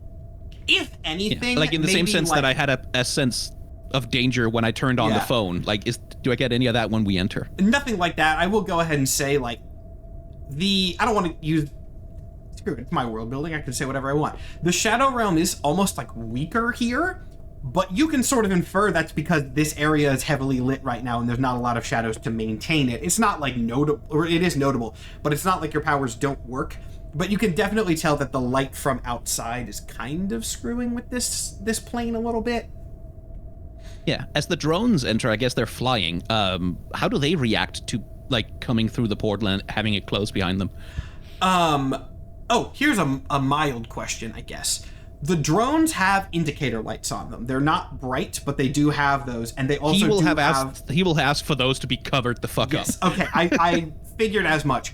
I'm going to assume otherwise that all lights on the drones are not active until you guys ask for that. Until we try and turn them on. Yeah. Did we end up getting light grenades? Yeah, sure. I'll yeah, the little timer lights from the professor. Once Tom again, the will have professor them is with able him. to very quickly provide whatever you Okay. need. We'll say that happens sort of in the interim. The drones, when they enter, they do falter a little bit. Like, you can see that they kind of like go in and then they like drop a little bit. Their flight pattern becomes a little bit less stable. But at the very least, maybe the little control pack that Network gave you seems to kick in. You're not 100% sure that that's what it is, but they do have a reaction and then quickly stabilize. Probably the biggest reaction that happens is from Captain Kraken himself, who just looks around and goes, "Ah, fuck, my powers are so simple." Yeah. Tom is going to do a little check with the drone. He's going to like wave a hand in front of it. Okay, asshole, can you hear me? Like wave the head of this thing if you've got... Let's see. Would that necessarily get a reaction? I don't think there is a reaction. One way or the other, there is not a reaction from that. Okay. That's not the same as saying like Network can't actually see it, but... yeah, I mean, you very much know that he likes to fuck with people and is pissed at you specifically. So that doesn't answer too much, but there is not an immediate, like, response from this thing. I am going to... second question is, are they doing any kind of movement autonomously? Like, are they hovering around? Are they taking shots? Are they establishing shots? They are behaving as close to normal as you could expect from the environment. This is obviously a very different place. There's different stuff. You can kind of see like they're clicking through different things a little bit, slight like whirring sounds, and you can see like maybe little filters coming on over the lens as they're trying to adapt to the environment, but they are behaving more or less like they would in a normal sort of cameraman situation. Yeah. I am going to do our homebrew beacon move and hone in as we enter the Shadow Realm, so I get a +2 on my next Unleash My Powers check. Cool. Before you guys go and do a little bit more investigation here, just because I think this will be fun and shouldn't be ominous at all, let's give you some team points. Great. Okay. Sure. So, let's have some team points. I will fully admit, one of the reasons you're getting team points in this conflict is that I do think it's very funny that now, by your own choices, Captain Kraken has to be factored in. So, the leader, probably still TBD, right? If that was the established thing, unless, Sky and you have any sort of objection to... Okay, so, starting with the pool of 2. 1, if the leader has influence over every teammate, add another team point. Captain Kraken has no influence dynamic with you. Damn. Second thing, if everyone has the same purpose in the fight, add another team point. Once again, don't think so, because you are also here for distraction, and Captain Kraken is like, I could punch a ghost. 3, if any team member mistrusts the leader of the team, remove a team point. Yeah, I mean, he does. Here's the thing. Captain Kraken doesn't necessarily trust you, but he clearly trusts you enough to go in here. Right. So it's more like he doesn't give that much of a shit, right? Yeah. He doesn't. Yeah. So I'm actually not going to go and take off a team point for that, because why not? And then finally, if your team is ill prepared or off balance, you did just convince this man to go into the Shadow Realm for really no reason other than punch a ghost. He has no idea what the hell to expect in here. And honestly, you guys don't really either. Yeah. So we don't really know what we're going to find either. Yeah. We are going to remove a team point for that. So I believe that does have you at 1. Damn. Now, TBD can mark a condition to avoid removing that last team point. That is an option. We haven't really addressed that yet, but there is a rule stated where the leader of the team can mark a condition to avoid removing a team point from the pool for any of those conditions. So if you want to go in with 2 team points instead of 1, you can take a condition at the start. We'll be all right. We'll be all right. All right, cool. So you got 1 team point. 1. We'll use it wisely. Now that we've established that, And I think back over to you guys. Yeah, I think the thing is like, all right, we lost her around the bank. That's going to be a little bit of a walk. So, like, come on, let's go. And through the Shadow Realm, we will sort of move towards, like, wherever the real-life location of the bank was. Again, stalling tactic to make this take as long as possible. Yeah. To give the other 2 time to... I would like to roll and assess the situation while we're in here. Or Yeah, while we're walking. same. I want to check to see if I can... You are always anything welcome in here. to ask me to make one of those. Oh, that's a 3, so nope. What is assess? It's superior. Superior. Okay. That's just a 6, so that's a miss. So nope. No real extra information. If you want, we can spend a team point on that. Right now, You can go ahead and team point at the beginning if you would like. I will say, and I don't know. Go ahead if you want to do it. that'd be your call. That would be your call. Yeah, that is on Skyen because you can use them at any point. I think certainly from a character perspective, Tom would be like asking Taylor to be on the lookout. Like, just like tell me if like you sense anything, you feel anything. Like, just I need to know right away because he's on edge. Cool. You got it. So I think from a character perspective, he would do a team point to get that to be a success. You are now at 0 team points. Nice. I will also keep in mind though, now Tom is sort of assisting with this through the team points, but do remember that any information you get from this is going to be filtered through TBD's lens, which might have a little bit less information than Tom's. Yes. But you do get your question, as usual, since this is not combat, but it is sort of a combat adjacent sort of situation, so you have your list. Slight modifications are welcome, as always, but you have your list. The question I want to ask is, where is the shadow monster? But I guess the closest question on the list is, what here is the biggest threat? Yeah, so, I mean, if you want to be real, right now, the biggest threat that you can actively sense is probably the fish man that's just kind of chilling with you. Not because he's necessarily a huge danger, but just because you don't really have any way to sense the presence of this shadow monster. Right. I'll give you that your powers don't seem to be having any sort of unconscious reaction right now, which is maybe a minor benefit. But yeah, to answer what you actually want your question to be, you don't sense the shadow monster, but you also don't know if you had the ability to do that in the first place. Yeah. I mean, if he communicates that to Tom, that's still useful information to me. Yeah, that's what I said. Yeah, that is of course communicated. If you say that out loud, Kraken's gonna lean down and be like, so you guys, you don't know where this thing is? We know where it last was. Yeah, and if we turn on lights, it's gonna come, but... You know, I'm just gonna take this a little more careful, dude. I wish I had not come in here. Don't get scared now. We're in it. Fucking superheroes. Yeah, for what it's worth, I think the first thing they're gonna go for is me, but, you know. As you're all walking, he stops and lets a few more feet of distance come between you two, and then starts walking again. Yeah, I mean, I assume we go all the way to where we last saw, or where I guess Tom last saw the Gabagoo. This is not something that we've necessarily established, but I'm going to sort of establish it now, mostly just for the sake of timing, convenience, and practicality.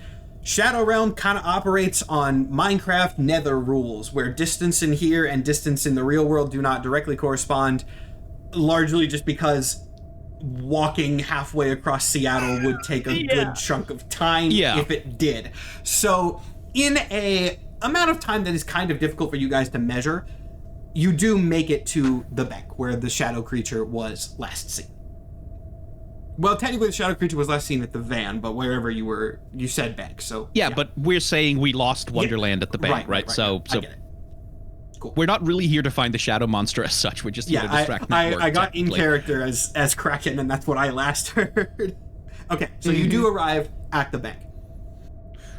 All right. Yeah, and like make a show of looking around, right?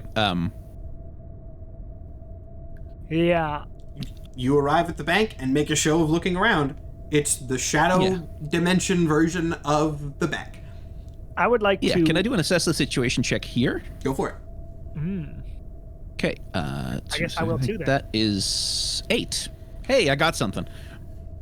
I also got an 8. Hey, Ask your questions. let me see. What are the questions I can ask like I specifically? said, wish I this is combat adjacent, so memorize this by now. Okay, so I think, yeah, definitely like what here is the biggest threat. Like Tom is gonna try and reach out and sense like, okay, is there a sense of like that danger that I have felt in here before? Is there a sense of like either like that eye in the abyss that I once felt gazing upon me, that those shadow monsters I've seen around every once in a while when I cause a disruption? I'm gonna try and like really figure out like, okay, is this actually a place that's full of danger right now? for the sake of my descriptions, TBD, what is your question as well? Let's go ahead and get those both out. I had like a precursor question to. That's kind of why I asked for both at once in case one of them played off the other. I had a precursor question for Tom, which if we can separate away from Kraken, I want to be like, so are we actually going to try to like? I will say, if you start walking away, he is going to follow you because he doesn't want to be left alone in this shadow dimension. Okay. Yeah. We might have talked about it We can probably before, like whisper to each other, right? Yeah. Are we something actually like trying to lure the monster out, or are we strictly on distraction duty? Like, what was our plan going in? We gotta get like at least something for Network, right? Like something juicy for him to focus on to distract him. In that case, I want to make the same check that Skyen made, which is what is the biggest threat, but I want to do it after we turn on a light. Okay, so the order of which we operations are going here, to do, yes. Yeah, just for my clarity and descriptions, it is, I assume, Tom's check, light, which I will let you describe so that I understand exactly what you're doing. Yeah. Taylor's check. Okay, cool. Yes. I will allow that. Tom's check. You got a success, not a critical success, but a success nonetheless. You feel a little something, right? You don't feel like there's something actively in your face. You don't get the same sense of that gigantic abyssal eye staring up at you, but there is sort of a creeping sense that you are being watched. Yeah, that again, like if Taylor's looking at him, Tom's shadow form, which I should probably switch to, is like it's like too. I guess this is hero suit time. We'll do that. Yeah, like it's like vibrating a little bit. Like it's definitely be acting uneasy, and again, very occasionally there'll be like just this little hint of another face sort of flashing up across the surface of his suit, which like suitably freaky. I don't know if Captain Kraken notices that. Yeah, absolutely he notices that. He has decent night vision right now, so he doesn't say anything. But once again, he scoots, so there's like a little bit more distance. You can see on the half of his face that is exposed with his little breather mask. You get the sense just from a quick look at that his brain is running a constant calculation of it's dangerous to be too close and dangerous to be far away. Where is the perfect middle of the least odds of dying right now? Yeah. Yeah, I mean, with that sense, yeah, Thomas kind of gonna go, okay, right, so we lost her around here last time.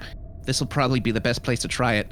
And at first, like, he's gonna like, all right, like, could you take a drone, like, get it a distance away, because otherwise, who knows what's gonna happen. Flash a light, just real quick, and then get the hell out of there.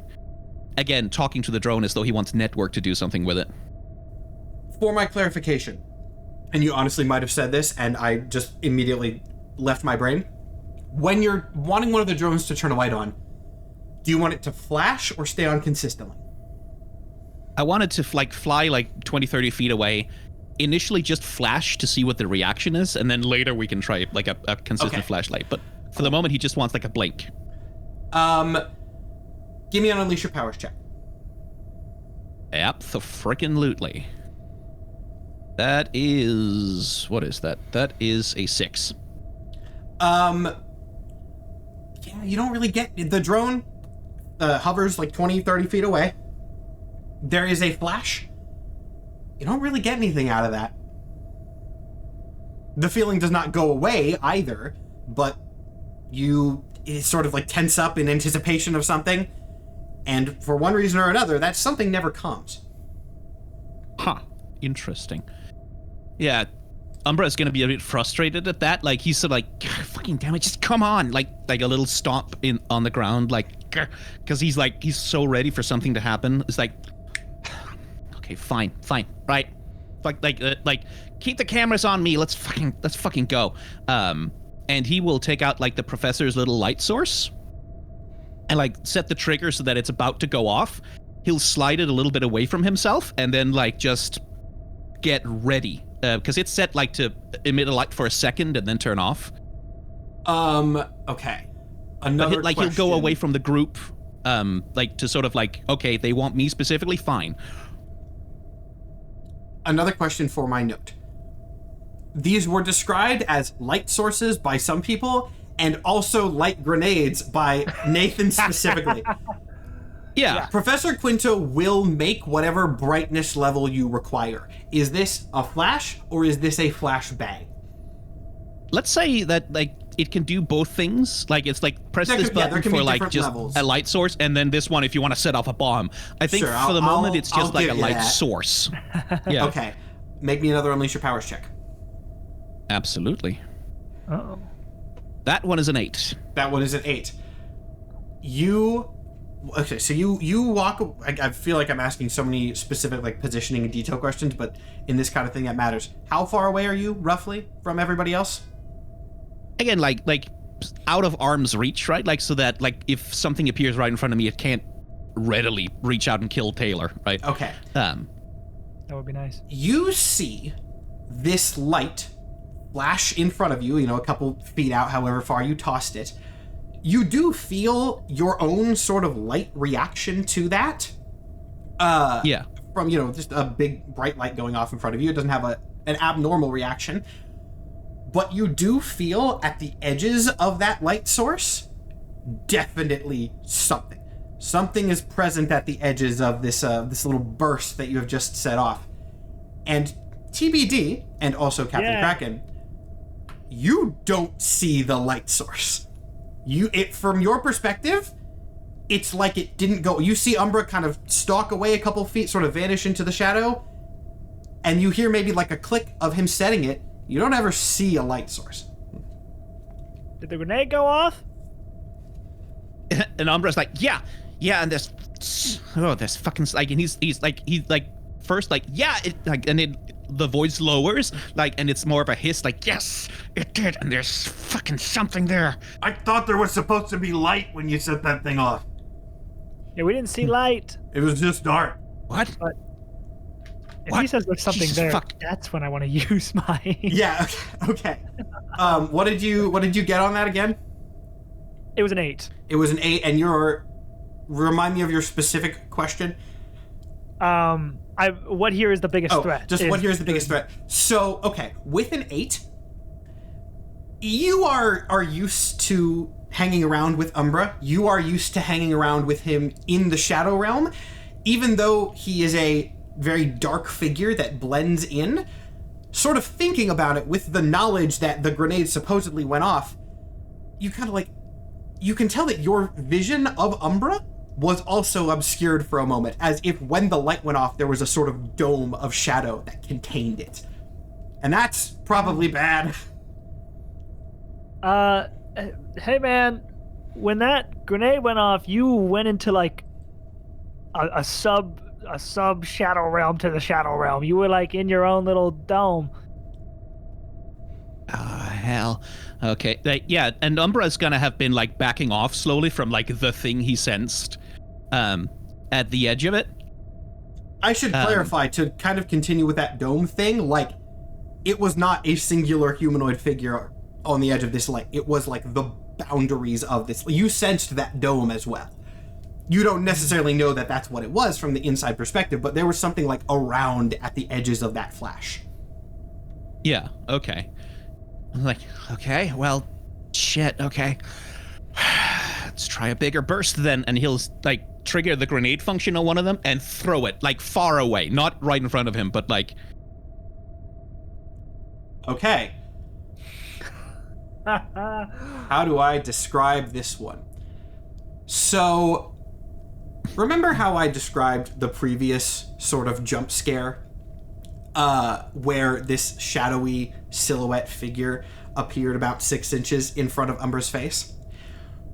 When this larger flash from this grenade goes off, it illuminates this whole area, which is very easy to do because there's no light in here naturally. So one flashbang, that's going to turn this whole place very bright for a second. But massive, for just a fleeting second in this flash of light, as if hovering over the horizon, you see the top half of a humanoid figure looking down on you all from above, like a shadow projected on the wall of this shadow realm itself. We all see that? Oh yeah, everybody sees that. For that split second of the light, there is this ominous, like a shadow puppet almost, projected in the light of this flashbang. Kraken screams. Hey, that's a little bigger than what was implied. Yeah, yeah, Umbra also, like sort of several steps. Does it react to the light as far as I can tell? Or is it just sitting there looking? This is a very fast flash, right? This is not a continuous light. If it is moving, you essentially caught like a snapshot of it. So there's no real way for you to tell in this moment. Funny phrasing. Yeah, okay. I just remembered canonically in episode 1, carry around a Polaroid camera. Hey, And I assume it has a TVD's flash? pockets of random crap have done very important things for the storyline before. Why not try it? I would love to try. If I can see that this flash is making the thing appear, I'd like to take a picture of it with the flash, assuming it'll appear. Okay. This is gonna be cool. Oh, I love hearing a DM say that. When you say a Polaroid camera, this is one where like you click it and then the thing slides out, right? We'll go for really the horror movie aesthetic. You click this camera.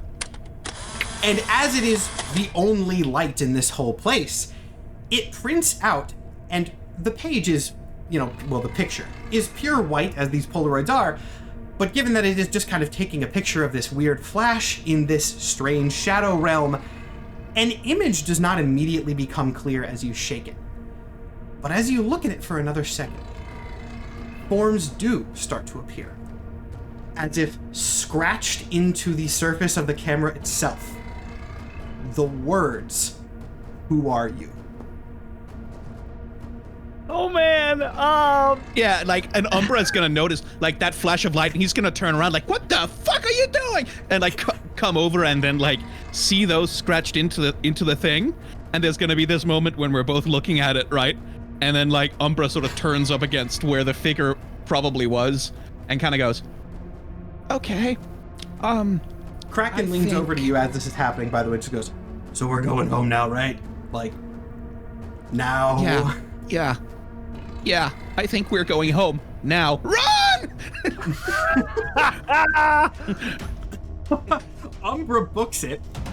After a moment of hesitation, he waits for, like, he's not running ahead of anyone. He's waiting for everyone else to go, and then he's following behind. Oh, Kraken runs 3 feet and then stops and goes, "Fucking second, you're the guy who gets us out of here. I'm not running away from you. I should be fucking grabbing your ass." That way! Like he's like running up behind him, like pushing him forward, like, just go! He goes. we're running. You guys are running through the Shadow Realm. The drones are following behind. Who knows how good of footage they're getting without the consistent light sources, but you guys book your way through the Shadow Realm. Yeah, and as we're getting close to the exit, I want to use like Tom is gonna have like close to where like we can exit out into the cells. Tom is gonna be like, okay, like he's gonna have a thought. He's gonna try surreptitiously with a tendril of shadow to take out one of the drones. And you say take out, what, like break it? Break it, disable it so that it gets stuck in here.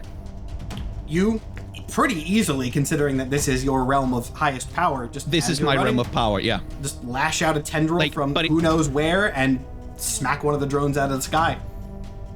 Yeah, as though it's something that's chasing us that has like taken out this thing. Yeah.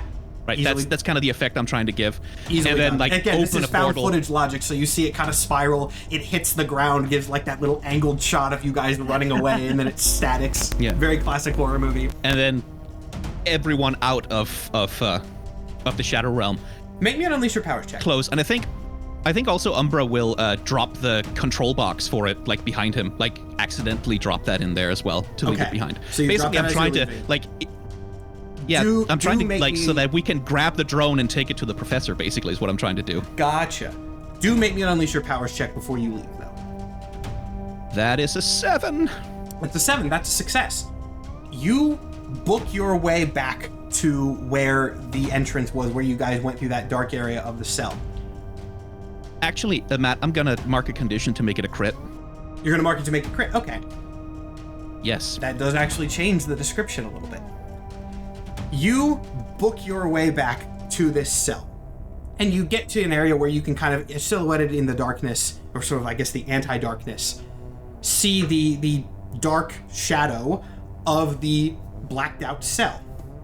And as you approach it, you see just a flicker of a darker than shadow silhouette already standing there, looking in your direction. In the cell? In the cell. In the cell inside of the Shadow Realm. Before you leave the Shadow Realm, as you are running up to it, you see this form standing inside there. Okay. Nobody else sees this. It is one of those things where, since it is darker than darkness, your senses are attuned enough to where you notice it. Okay. Umbra's gonna usher everyone else out, and he's gonna turn around, like basically like instinctively trying to defend everyone from it. When which you means he's say gonna out, stay do you behind mean for just out a of the second. Shadow Realm? Out of the Shadow Realm into the cell, like insofar as I can get them out. Right. You try to pull the shadow away and make an exit. Nothing happens. Oh, cool. It's like, yes, in that case, it'll be Umbra, like, sort of, like, visibly, like, struggling to try and tear open a hole, and, like, just being unable to do it. Hey, do the fucking thing. What's going Do on, the man? thing I'm now, trying. please. God damn it. I would hit you so goddamn hard if I didn't think that would make the problem worse.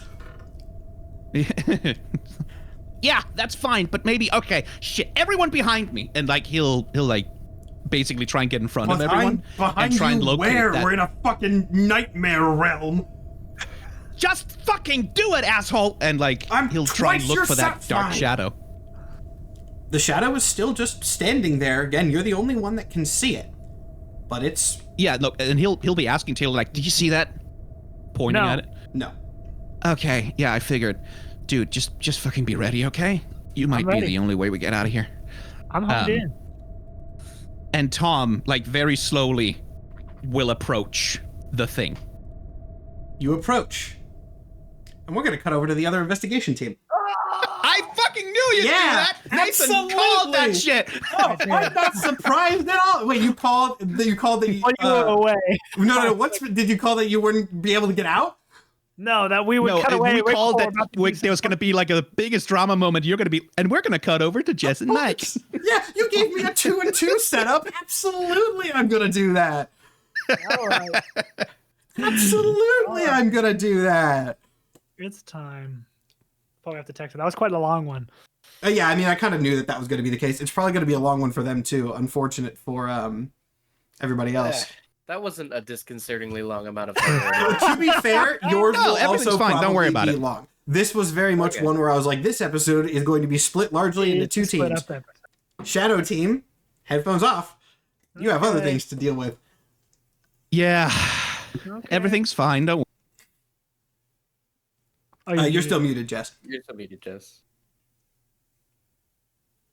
I'm sure that was perfectly normal and fun. It was. I had loved to- it. I had to look away. The reactions were fucking killing me. I might have to leave the room. Oh, yeah, I gotta get out of here. Okay. You think about what you've done. We're gonna cut over to you two. You can't just say you think about what you've done. Look, I'll say one thing. I'm really glad that you guys brought Captain Kraken. That was just funny. That's not even being like an ominous foreshadowing thing. It's just funny to have him there. I'm glad that he's there. But on the other side of things, you two, you're in the cafeteria. That's kind of just where we left you guys off. If we want to be kind, which maybe I will just for the sake of planning, we could say that either Tom or Taylor sent you like a signal when their plan was sort of in motion. But otherwise, this is the other side of the investigation. So we're a couple pizzas in. Yeah, we're like Yeah. several pizzas in. Just Oh, I just can't get behind the idea of deep dish. Okay, it's just simply too heavy. no, And- I'm actually right there with you. I'm not. It's so sauce centric. Like you slander have to deep dish drink pizza. the goddamn thing. Yeah, All your rolls have a -4. anyone who likes deep dish should probably just not watch this show. Honest, if there was a way we could block like the entirety of Chicago from watching the show, I think it would send an important message. I think it would really start a movement. Hey, actually, Josie's from Chicago, and she might listen to this, so I have to not shit talk. No, deep dish is trash, garbage. I've never had a deep dish pizza. I'm allergic to pizza. We'll find a more responsible way to target the deep dish enjoyers. But hey, once you finish up these last few slices, I think we should go have a conversation with Network about our costumes. Yeah, okay. So subtle. That's a very surreptitious, like, okay. I think Google is just weird all the time. No one's gonna question it. So the plan was that the boys were gonna distract Network, and then we were gonna go to his office and check things out. So I have to assume Network is sufficiently distracted, but on the off chance that he isn't, I think Goo Girl would have told Danny to let her enter first because she has a plan for talking her way out of the situation if Network is sitting there wide awake staring at her. Danny, if you don't object, I'm just going to go see Network. And I'm just going to walk right in and not knock. Because disrespect your surroundings. That's good. You barge into Network's office, and he is sitting there looking down at something on his desk. And when you walk in, he looks up at you. Hey, Network. So many surprise visitors today. I know we have had our differences in the past, but there is one thing that we can both, I think, agree on. Ratings. Popularity. I don't know if you watched our fight with Wonderwall, Wonderland, but she's got a very cool costume that's kind of Toku inspired, and I mean, again, I know we're kind of on a rocky patch, but this show's got budget, and I do think it'd be budget well spent to make like a cool superhero costume that's like kind of like Ultraman inspired, maybe like a little bit like something like that. Tokusatsu. Tokusatsu. Yeah. Tonkatsu. Tokusatsu. No, but you put goo in the middle. Oh, Tokugusa. Tokusatsu, That yeah. totally went over my head. Same. Yeah. Say. I thought you were just mispronouncing it. I'm so sorry. There's a brand. There's a whole branding. I imagine coherent. that this conversation is happening in like the actual setting in universe. Yeah. Network looks very frustrated at you guys, and he kind of puts his hands up to his helmet. He goes, if you have requests or concerns for Wardrobe, you can ask them to Wardrobe instead of barging into my office unannounced. I didn't know we could just go talk to people without your permission. I've referred you to Wardrobe many times. Yes, and I've asked your permission every time. Did we not knock before we came in here? To be fair, you're made of goo. Perhaps it was just muffled. Well, you know, you could probably see if we knocked or not. So, I'll take your word for it. Go to Wardrobe now. Do I not need to ask your permission to talk to people in here? Why are you here, Rebecca? Did you see Wonderland's costume? Make me a I think I got- provoke someone check, I think, at this point, to get this bluff by Yeah. What's the stat for provoke someone? I don't think I've superior. ever So rolled. you are good at it. Oh, hell yeah. That is an 8 plus 2 is a 10. An 8 plus 2 is a 10. I mean, yeah, that's pretty good. So, actually, I will say you do get to pick with the ruling here of what the thing is, because it's a strong hit. So you either take one forward against Network or you gain a critical opportunity. I will say, I don't think you're reasonably going to be able to gain influence over him here.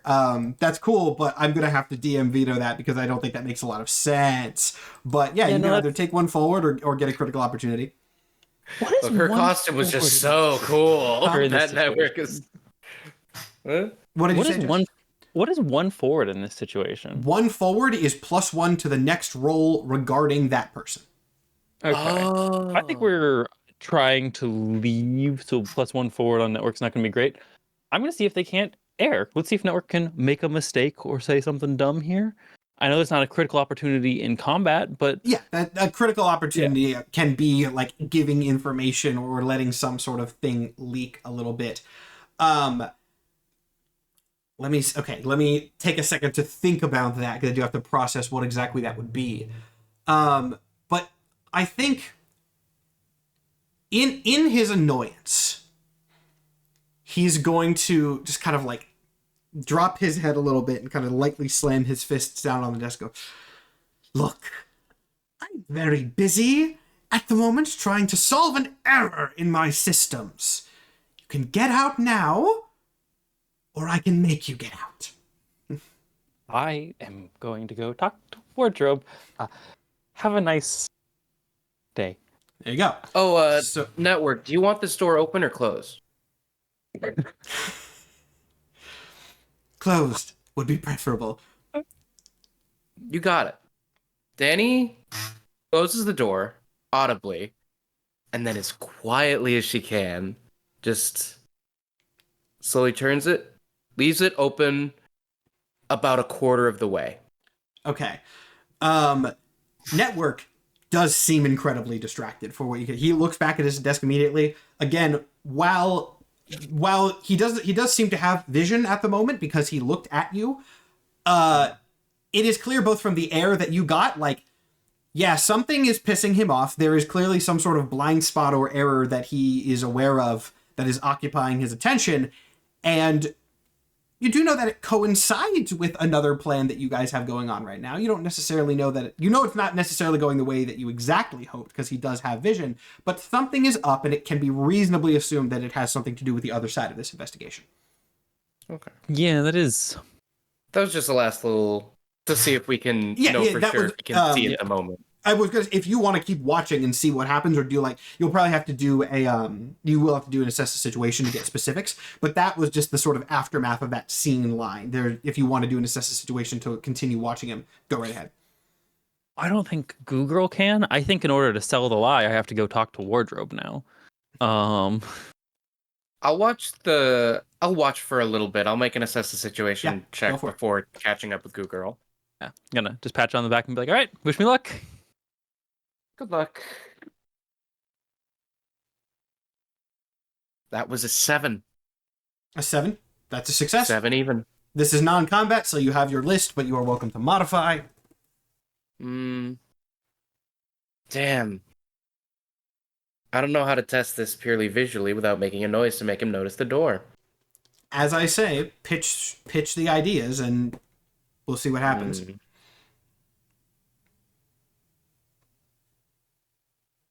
I also will say, like, until is you there ask a something... question... Oh, go ahead. I probably have to get it from somewhere. I don't know if I'd have it on me. I just want a ball to roll in the room to see if he notices. You run down to the cafeteria really quick, and you get, like, an apple. Sure, there are rollable objects that you can find in this area. Because the roll's quiet, you see. Yes, of course. The scene in this office is you close the door, leave it open just a tiny little bit, and then there is a brief pause as you book it to the cafeteria quietly, book it back, and then just roll an apple inside of this office. You don't see a reaction for what that's worth. Okay, I'm gonna scramble it again, grab the apple, and then get out. Bold move. I assume it doesn't go very far. The apple doesn't go. Do you mean the apple or your plan? Both. More apples in. Just fuck with the guy. Like, okay, I'm gonna do something really wild here, and it is going to be in. It is the most accurate way to handle this. Whoops. As you are grabbing the apple and leaving, he looks up. He goes, "Seriously?" I've always been a messy eater. I'm sorry. Get out. Okay. I get out. You get out. And I go to Goo Girl. Yeah, and I don't know that we actually need to RP the conversation with Wardrobe. I think she's unless you specifically want to for some reason, we do not have to. Fucking the Charlie Day like murder board about the mail, but instead just pictures of like every cool Toku outfit that she's ever seen. And she's like, "Oh, hey Danny, I'm just wrapping up here. Some exhausted wardrobe folk." Okay, wow, you gave him a whole presentation. I tried some things with an apple. I don't think it really got me anywhere, but I tried. I will say, just for the sake of that scene, I think you were being analytical. He did look up and see you when you were leaving, not as you entered. When I was leaving, not as I entered. That is something. It's not like the door opened so you can go grab the apple and he snapped up. Okay. Interesting. Huh. Interesting. Want to go down to the garage and see if they'll let us drive the tank? Ooh, yeah. Oh, cool. Yeah, okay. You guys can head down to the garage. Yeah, look, we are unsupervised in Networks area right now, and might as well just try all the things. Yeah. Man, you guys are having such a different experience to the other team right now. You guys go down. You guys go down to the garage. Yeah. Is there like a garage attendant or something? There's a guy there. You guys weren't necessarily there. You guys had your headphones off the last time a scene in the garage happened. But yeah, there's a guy there who walks up to you as you enter the garage. He's wearing the standard crew uniform. And he's holding like a tablet, like most people are, that seems to be related to. He goes, "Hey, what did you need?" Hey, there's a tank down here. Oh, you heard about the tank? Is there any chance we can like test drive it? Like, can you show it to us? I can show it to you. We don't have like a test driving range down here. If you wanted to test drive one of the normal cars, I might be able to make that happen because you could just go do it on the streets above. But if we set a tank up there, that would cause some issues. No, that makes sense. Can we even like just turn it on, move it back and forth in the garage a little bit? It's cool. You can't tell me you've never wanted to. See, the question in my mind is really like, is there reasonably room? Because this is like the car vending machine type thing. So they'd have to lower it to the ground, and then there would have to be like enough clearance between the bottom layer and the tank for that to happen. Yeah. He thinks, he just says that to you in character. He's like, I would like to. Look, I'd let you. I'd let you if it was up to me, but just practicality-wise, I don't really even know why we have a tank, to be honest. No, so fair. Do you know how to drive it? Can you at least like show me some pointers here and there, just in case? It's like, I don't know. I've We have never to fight, driven like, a real man. tank. I've driven a tank in some video games, but that's about it. I mean, like, if you want to see it, he starts walking down the stairs on the side of this to take you guys to the level where the tank is, so you can at least see it. Let's go there. Got anything else cool down here? Like a, I don't know, like a mobile or some shit? Now, we don't have a Batmobile. There's probably some stuff with, like, some gadgets. You know, we don't have, like James Bond cars or anything. I'm sure the boss would love to have something like that if he could get his hands on it. Maybe one day, if, the show keeps doing well, we get the funding. Right now, I think the tanks, well, depends on what you think is cool. If you're talking, like, weapons, tank. If you're talking, like, cool cars, oh, yeah, we got, like, some Lambos. We had Teslas, or we considered getting Teslas, but they were a explosion threat since we have all these cars too tightly packed. We want them blowing up. No, that makes sense. So we And don't hey, have those. you said you'd let us test drive some of the cool cars. Danny, would you like to go drive a Lamborghini? Do you want to come with us? I'll go if you're asking me. Yeah. Well, that's That our sounds new super garage sick. friend. What's your name, by the way? Oh, sorry, we're not really supposed to do names.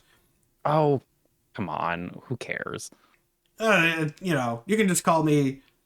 I was about, you know what? I was about to make a Power Rangers reference, and then I stopped myself, and then I thought, why on earth would I not make a Power Rangers reference? He goes, hey, you can call me like mechanic. Mechanic. All right. Mechanic. Want to come drive a Lamborghini with us? Definitely not a Power Rangers character. He's I mean, kind of. How many? Is a Lamborghini a two-seater car? I know, like, a lot of the higher end ones are, and I don't actually know. If not, we could find something. Let's just take a cool fucking car and just not have it in the place, just so it's another thing distracting. Really, you actually can get some information out of this. So, audience. We have some audience participation here in episode 7 of Power Play. The totally not taken name Mechanic takes Googirl and Danny to your favorite car that seats 3 or more people. You watching right now, whatever you think the coolest car is, visualize that one in your head, because that's the car. That's the car that Mick takes the gang to. And then Sorrento. In your drive out least favorite color, though. You don't get everything. And then afterwards, I presume we drive out and see what the entrance looks like from a non-mirrored glass, non-blindfolded area. Yeah, that is a very important thing. Well, you guys, to the hero complex. I had my list of a few things that I was like, oh, here's a bunch of things that you guys don't know yet, and you guys are doing so good. You guys are learning so many things. This is fantastic. I bet the audience thought that Jess was just having some silly, goofy, fun time and not figuring out a key piece of information. Hey, this is maybe going to be helpful.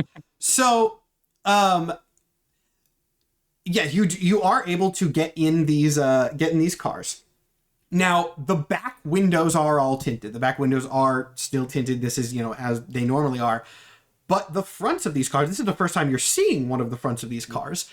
It looks normal. These are self-driving vehicles, but like they can also be operated manually. So I'm assuming that you and Danny get in the front seats. Nick will get in the back seat, so he's kind of cut off from you guys a little bit.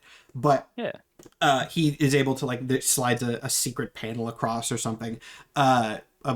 We'll just canonize that. Why not at this point? That kind of reveals the front entrance or the front area, so he can communicate with you guys. And I'm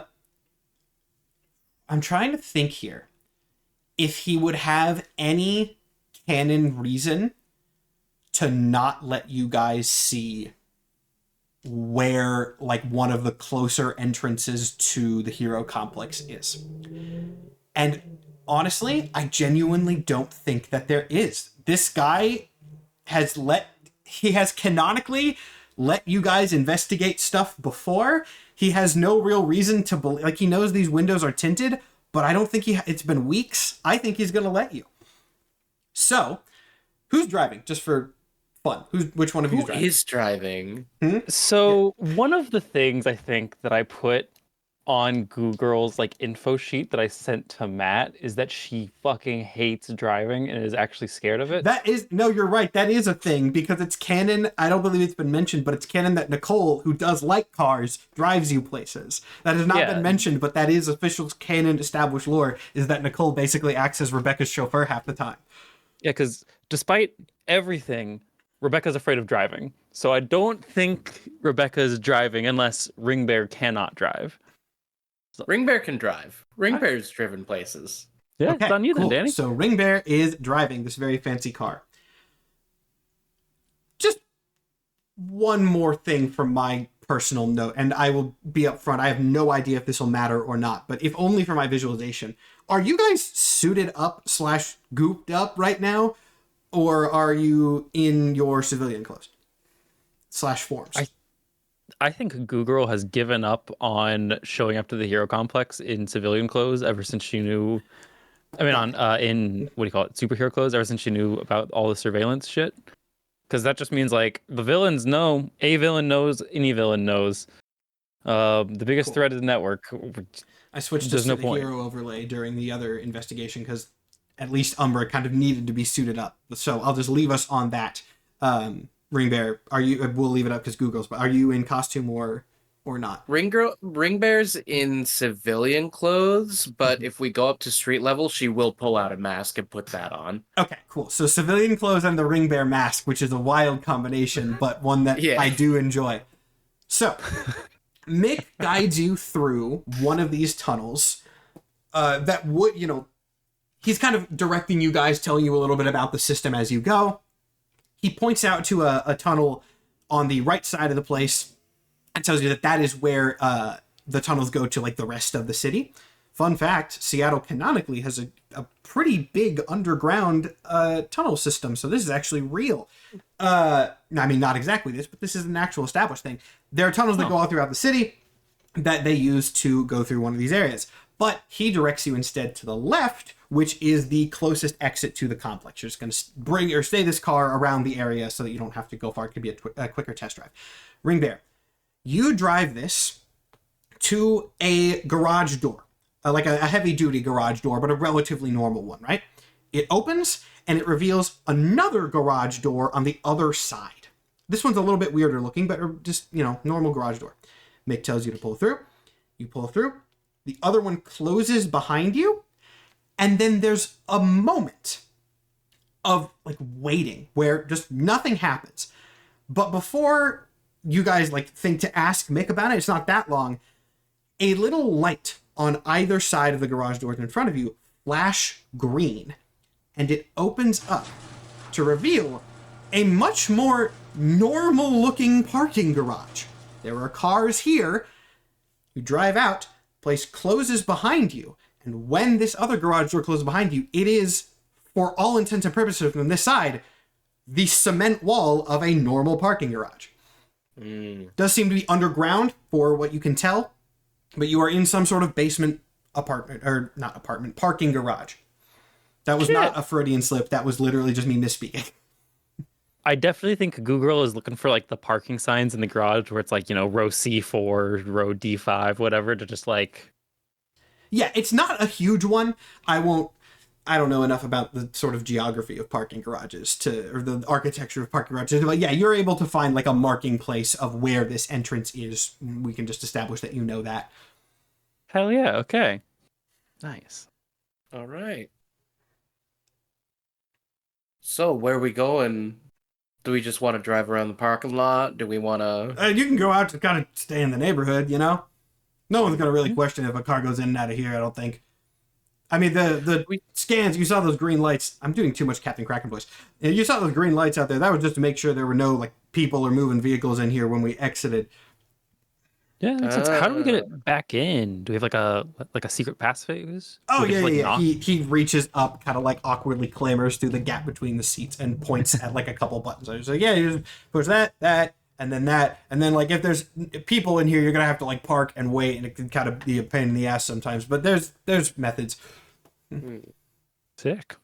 And That's how's so cool. that system? We got a lot of eyes in the sky. You know, is there some kind of drone making sure there are no people? Is it just a motion sensor? Oh no, there's just security cameras. It's linked to the cameras in here. He points around. There are fairly normal looking security cameras all around this parking garage, like what you would see in a parking garage that bothers to have security cameras, which is, I guess, somewhat notable that this one bothers.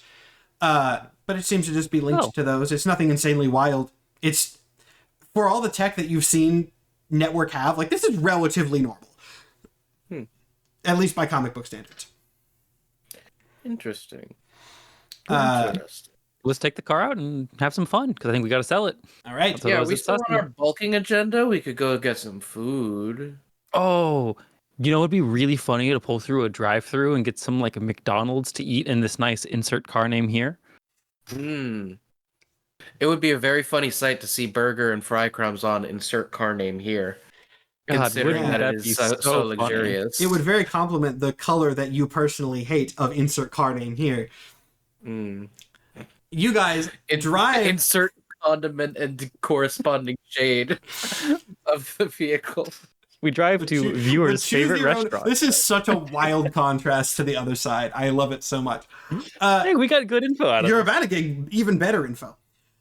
You drive this car out of this parking garage and are not met with just like a regular parking garage on a regular street. This is a basement parking garage for a pretty large building. And if you kind of turn around and look out the back windows, you realize that the Hero Complex is under a pretty massive hotel called the Grand Aurelian.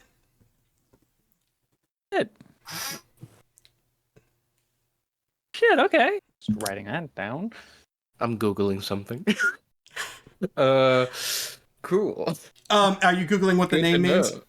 Yeah. I'll tell you what the name means. I'll go ahead and just, if that's not anything crazy. Aurelian is a word that can mean gold. It means gold in some cases. And there was also a Roman emperor named Aurelian who built this thing called the Aurelian Wall, which protected Rome. And so I just kind of liked it. It's gold because Network's whole coloring is gold. And it's Aurelian Wall because it's like the wall between the Hero Complex and the other thing. It's the cover. There's like lore reasons for it, but it's not a huge spoiler. It's just some normal real world inspiration there. Okay. I did just go, oh, we know the location. I did not even think twice about the name, so I'm glad you decided to Google that, Matt, because I was just like, oh, we got it. No, I came up with that name because I just thought it was cool. Don't read too much into that one. Okay. Then we go to insert chain restaurant. You can go to insert chain restaurant here, and you can get insert favored meal here for insert reasonable price. Mick kind of casually talks to you guys along the way. He still does not reveal too much personal information, but if you have specific questions for him about like the workings of this place, he seems like he's in enough of a mood to answer. Otherwise, unless you guys have something very specific to do, like I think you've gotten some of the decent information.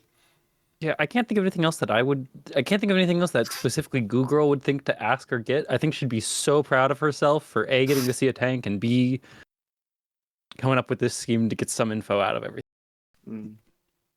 Cool. Ring Bear is eating her apple. The one that was on the floor. You guys would have had to do a lot of customization on these cars with the, divider and presumably being able to not be tracked in the video systems. Did you have a part in that? What was the hardest thing to do? Yeah, that sucked because it was a bit of a rush job too. We got a crew on it, but yeah, we were working overtime day in, day out. There's a lot of cars in there. Technically, I don't think all of them were necessarily ready to go at the start. We had enough for like the first couple days, and then we did them on a rolling basis. He continues on like that, just talking about the job. Cool. And what are these dividers made out of anyway? They seem pretty sturdy. It's just plexiglass, I think. Okay.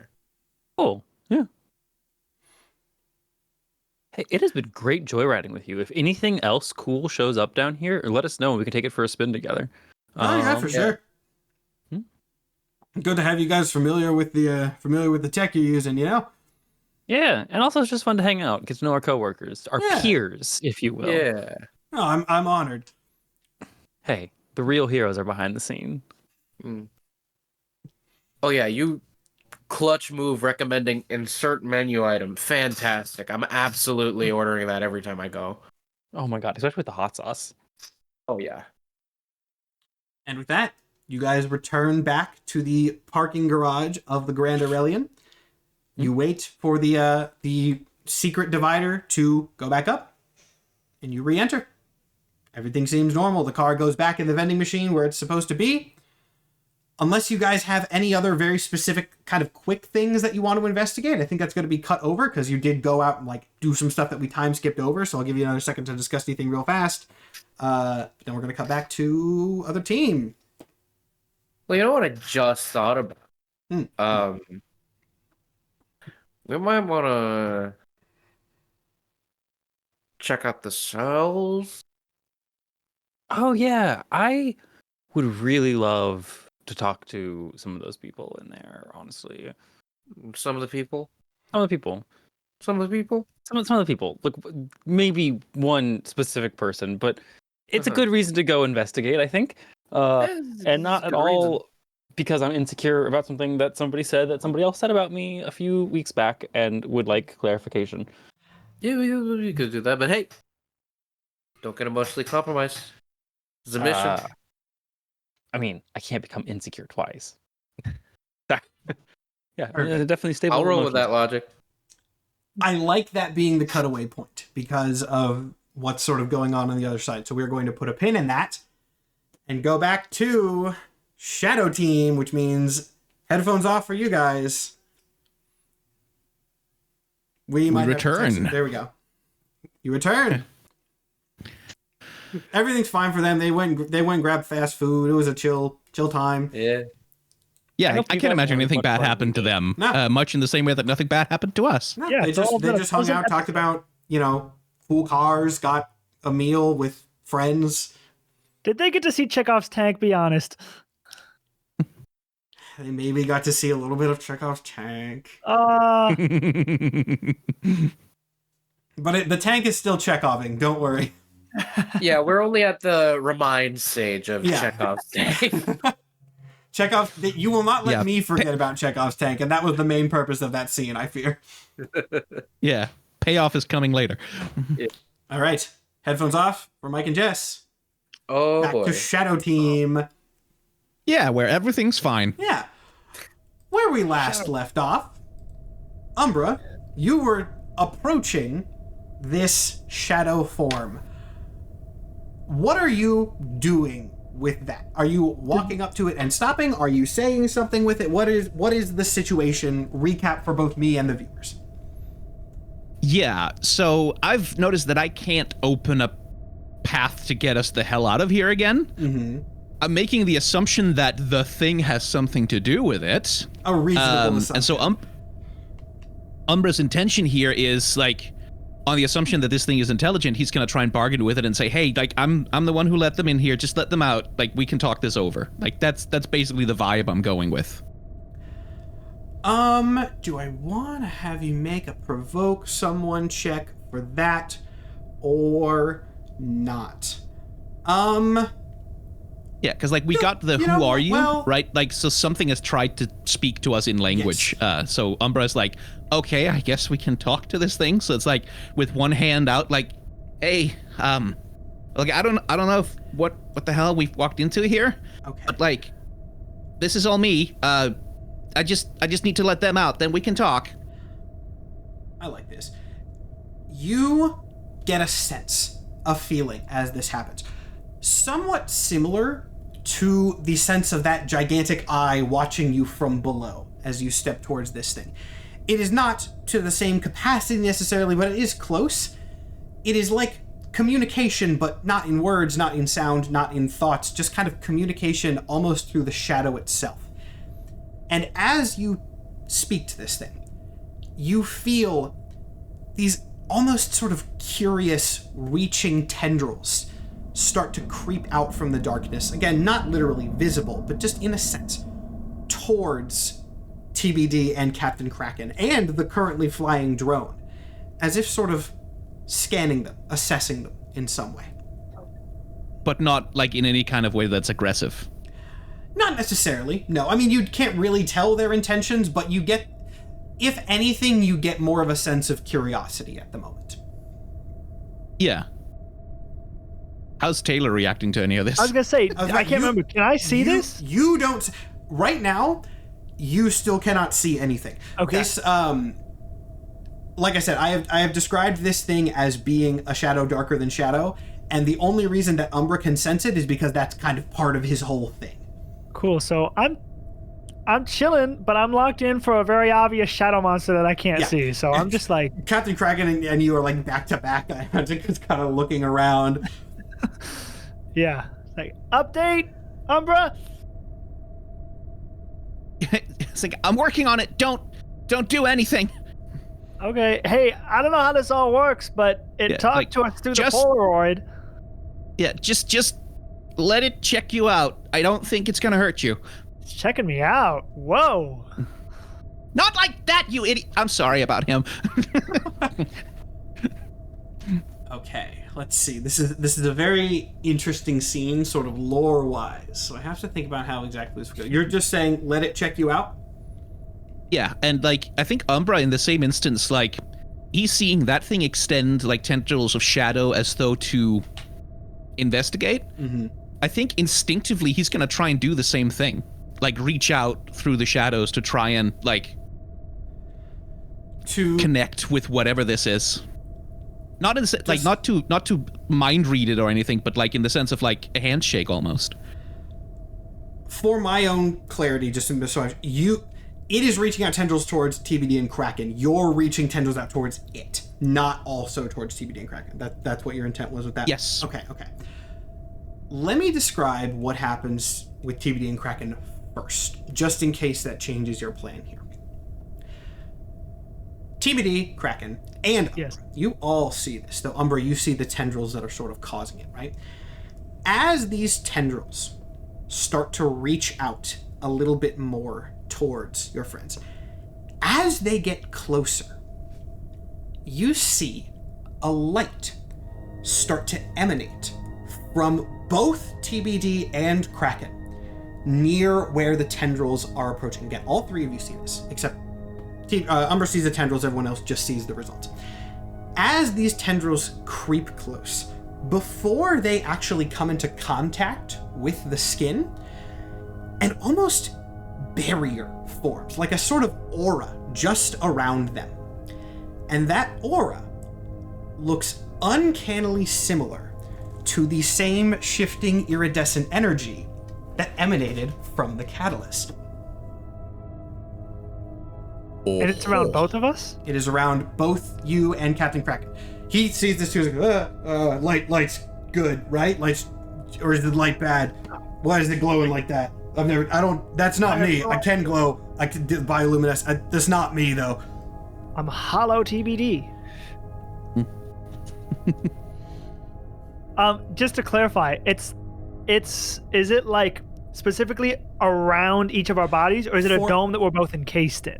It is around each of your bodies, but from your perspective, it is not covering your whole form. There's like patches of it that are sort of appearing and then shifting and dissipating. From Umbra's perspective, you can see that these are reactive to the tendrils. As the tendrils approach, these auras sort of pop up in response to it and shift and move with the proximity of this darkness. Do they seem to push the tendrils away? They don't seem to push the tendrils away actively as much as the tendrils themselves seem hesitant to touch it. Slight difference there, but an important one. Yeah, no, like seeing that again, he's like, listen, just like, don't hurt them. They're not a threat. They're not going to do anything. Coming here, it's all me. It was my idea. Like, just leave them alone. At that, the shadowy figure in front of you tilts its head slightly, as if confused by what you just said. Yeah. And then, at that point, are you going to try and reach out and touch it? Yeah, it's like, since talking with language doesn't seem to work, like, given that this is the only sort of expression he's seen, like, he's, again, unaggressively, like, sort of slowly reaching forward, like you would reach forward a hand towards, like, someone you were trying to, Okay. So, Nathan, take your headphones off for a second. All right. You too, Captain Kraken. Yeah, I'll take my headphones off and I'll just do this muted myself. Sky, as Tom reaches out to touch this thing, it also extends a hand to touch you in turn. And the second your hand makes contact, everything around you goes black. You're already in shadow, of course, but the surroundings all turn into this darker than shadow that this thing itself seems to be made out of. And out of a split second of this, things seem a little bit different. You can kind of feel like in some way or another, you're almost like back in the material world. Things around you are still dark. There's some slight sounds around you. There's some sort of texture beneath your feet that wasn't there before. But you're definitely not in the shadow realm anymore. And this thing is not present either. Yeah, it's like there's gonna be like a moment of like quiet as he sort of like has his shoulders up around his ears, kind of like, hello? And then you feel in this darkness below you a hand reach out from the ground. You sense this with your whatever power you're using right now. You sense this thing as it reaches up and it grabs you by the leg. And you He's feel gonna try and resist. as before you have a chance to resist, as best as you can tell, you feel yourself split, as if your soul and consciousness itself has divided in two. And you find that you are now looking at yourself, not your shadow form, but your actual form as Tom, looking terrified, looking injured, looking scared. And as you gaze at yourself, you have a memory. Somehow, some way, you are back in the rubble of the building that collapsed on you. But you are seeing this from the perspective of your shadow self in that moment. Okay, Yeah, no, Tom, like, deeply confused at this.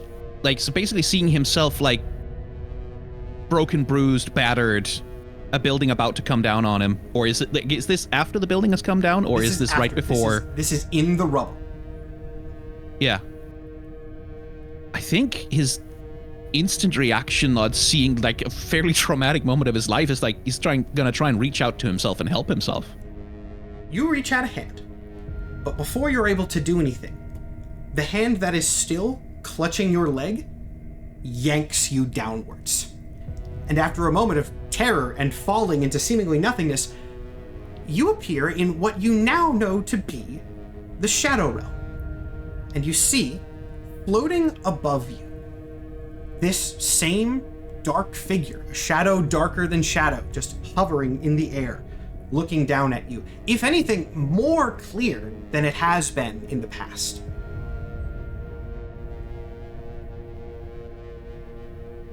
Is it holding on to me still? Like am I still being grabbed, essentially? It pulls you down and essentially drops you to the floor of this area so that it is now hovering a few feet above and in front of you. Yeah, he like, gee, what the hell was that? That was the past. That's what happened to me. Who the hell are you? You look up at this being, and as your eyes drift a little bit higher, you see that there is something else in the Shadow Realm, something that was not there before. Almost like a rift in the sky above, a sort of crack that is ever growing as more and more of this iridescent light leaks out of it. Again, the same energy that you saw emanate from the catalyst is far away from you. It does not get near you. But you get the sense that this dark thing in front of you also turns its gaze upwards to the sky and just stares at it, once again tilting its head in slight confusion. That was the thing in the sky, the god, whatever it was. Is that... Look, I don't know any more about it than anyone else. I don't know what it is either. The gaze of this being drifts down to you. And though it does not communicate, you see in its lack of eyes, but where it would have eyes, a look of equal confusion, a look of almost frustration at whatever this thing is. You get an immediate sense, though you're not entirely sure how, that this thing does not comprehend exactly what has happened either. But it doesn't like the intrusion. And before you can react to this further, you feel your body, your shadow form, start to drift upwards once again, as if returning to the realm that you just came from. And as you drift back up, this shadow form raises an arm along with you, like it is lifting you with some sort of invisible force. And as it does so, you see that more than ever before, once again, the boundaries of its form become more and more defined, as if it is for a brief moment allowing you to experience its true nature in a way that you can understand slightly more than you ever have. And though the communication is not in words or images or anything that you can understand your own understanding of, you feel a message.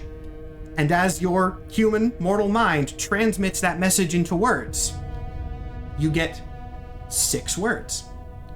I am Ereshkigal, be my eyes. And then your form is rocketed back up to the surface, where you find yourself staring once again at your physical form, that being Tom. And as if you don't have control over your own actions, you find yourself saying, hey, you want to get out of here? And then snap back to the moment of the present in the Shadow Realm with you. Oh, this is good. Big reveal today! Big reveal Ereshkigal, that today. name sounds familiar. Yeah. I feel like I've heard it before Remember how somewhere. I said Probably not relevant. someone, Tom doesn't know anything about it. Remember I said someone's powers are real different than they might seem? We can signal Nathan back. Is this an everyone thing or just This is a a me? youth. This is a youth Just thing. I you. should have been more clear. This is a Nathan thing. Sorry, Jess. Just took an earbud out and looked very sad. Okay, I am back. So what does Taylor see happen here? Taylor, you see Umbra reach out a hand and then just freeze for a second as a ripple almost goes through his shadow form. Just for a split second, and then that's it. That's all that's perceived. Okay. Yeah, for a bit, he's just gonna be like standing, like still with the hand out, sort of like just, and like slowly lowering it to his sides. I take it like the lights that were glowing on them are gone now too? The lights that were glowing on them are still a little bit there as these shadow tendrils start to, or continue probing around them gently.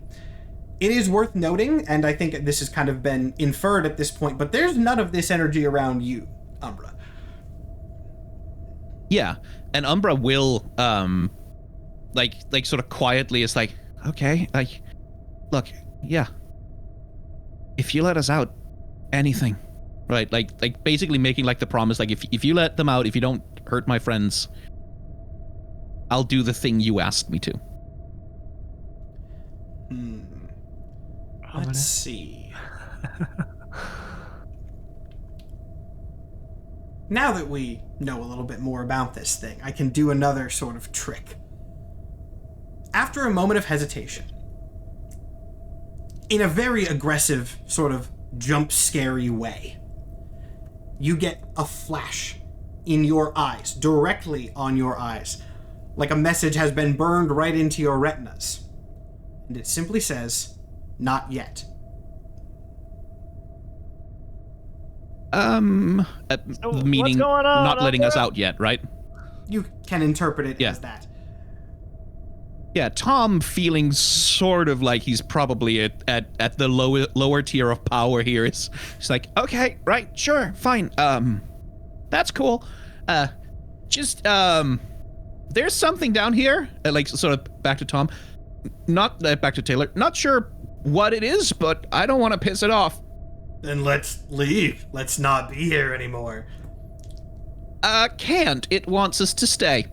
Do we need saving? Huh? Wait, what? Hold. You shut up. Explain. Like, yeah, and Tom, like with a sort of frustrated, look, I don't know how the hell to explain any of this, but there's something down here. It's big. It controls all of the shadows, and it doesn't want us to leave yet. It said yet. It means eventually, but I don't know. For what it's worth, the lights on TBD and Kraken have not gone away. This yeah, and it's for lack of a Tom better is term, like literally gonna be like, and it's Tom is gonna point at that, like that right there. It's I think it's just trying to figure you out. Like check it's doing that.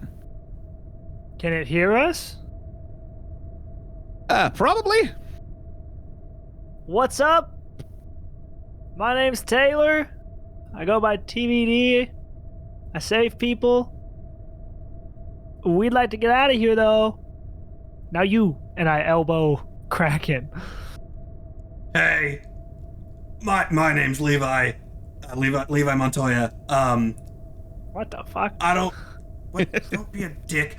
Sorry. It's a just normal. You want me to think It is fucking not Captain normal. Kraken to the Shadow Monster? Okay, yeah. I'm a fish. I'm trying to think what I paused there for a second. Again, I was not necessarily expecting to do this scene today, so I have to think about what exactly, because obviously this is a very big lore thing, and I don't know. I have to think about sort of the world building implications of what I say and what I reveal now. So this might take me a second because this is a very important line. We can always skip it. So Taylor, you reach out to this thing for the first time, and as you do that, you actually do start to see just a little bit, just like a fleeting glimpse in your vision, almost like only if you sort of move your eyes back and forth can you see this dark shape in the darkness. You can see its form a little bit, and you get a sense of language in your mind. Not something that you have a way of directly comprehending, but your mortal brain somehow takes this form of raw shadow and interprets it into communication with something that you don't fully understand. And the sense that you get from this being, in words beyond words, is you are in the wrong place. In that we agree, friend. The form gets a little bit larger as you say that. Big friend. And it gets larger, and it gets larger, and it gets Very big larger, friend. and Wow. it gets larger.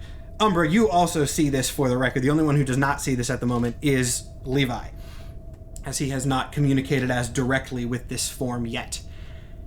And even though it is not done with volume or words, this communication that you are sensing, Taylor, somehow gets louder in your mind. It says, "You come from before." Wow, I wish I knew what that meant, man. I don't know what that means. This form gets larger, and it gets larger, and it gets larger, even bigger than it had been before, now taking up everything around you to the point where it is no longer a darkness within darkness. It is simply the darkness around. And it says, "You live on stolen time. You are rewritten."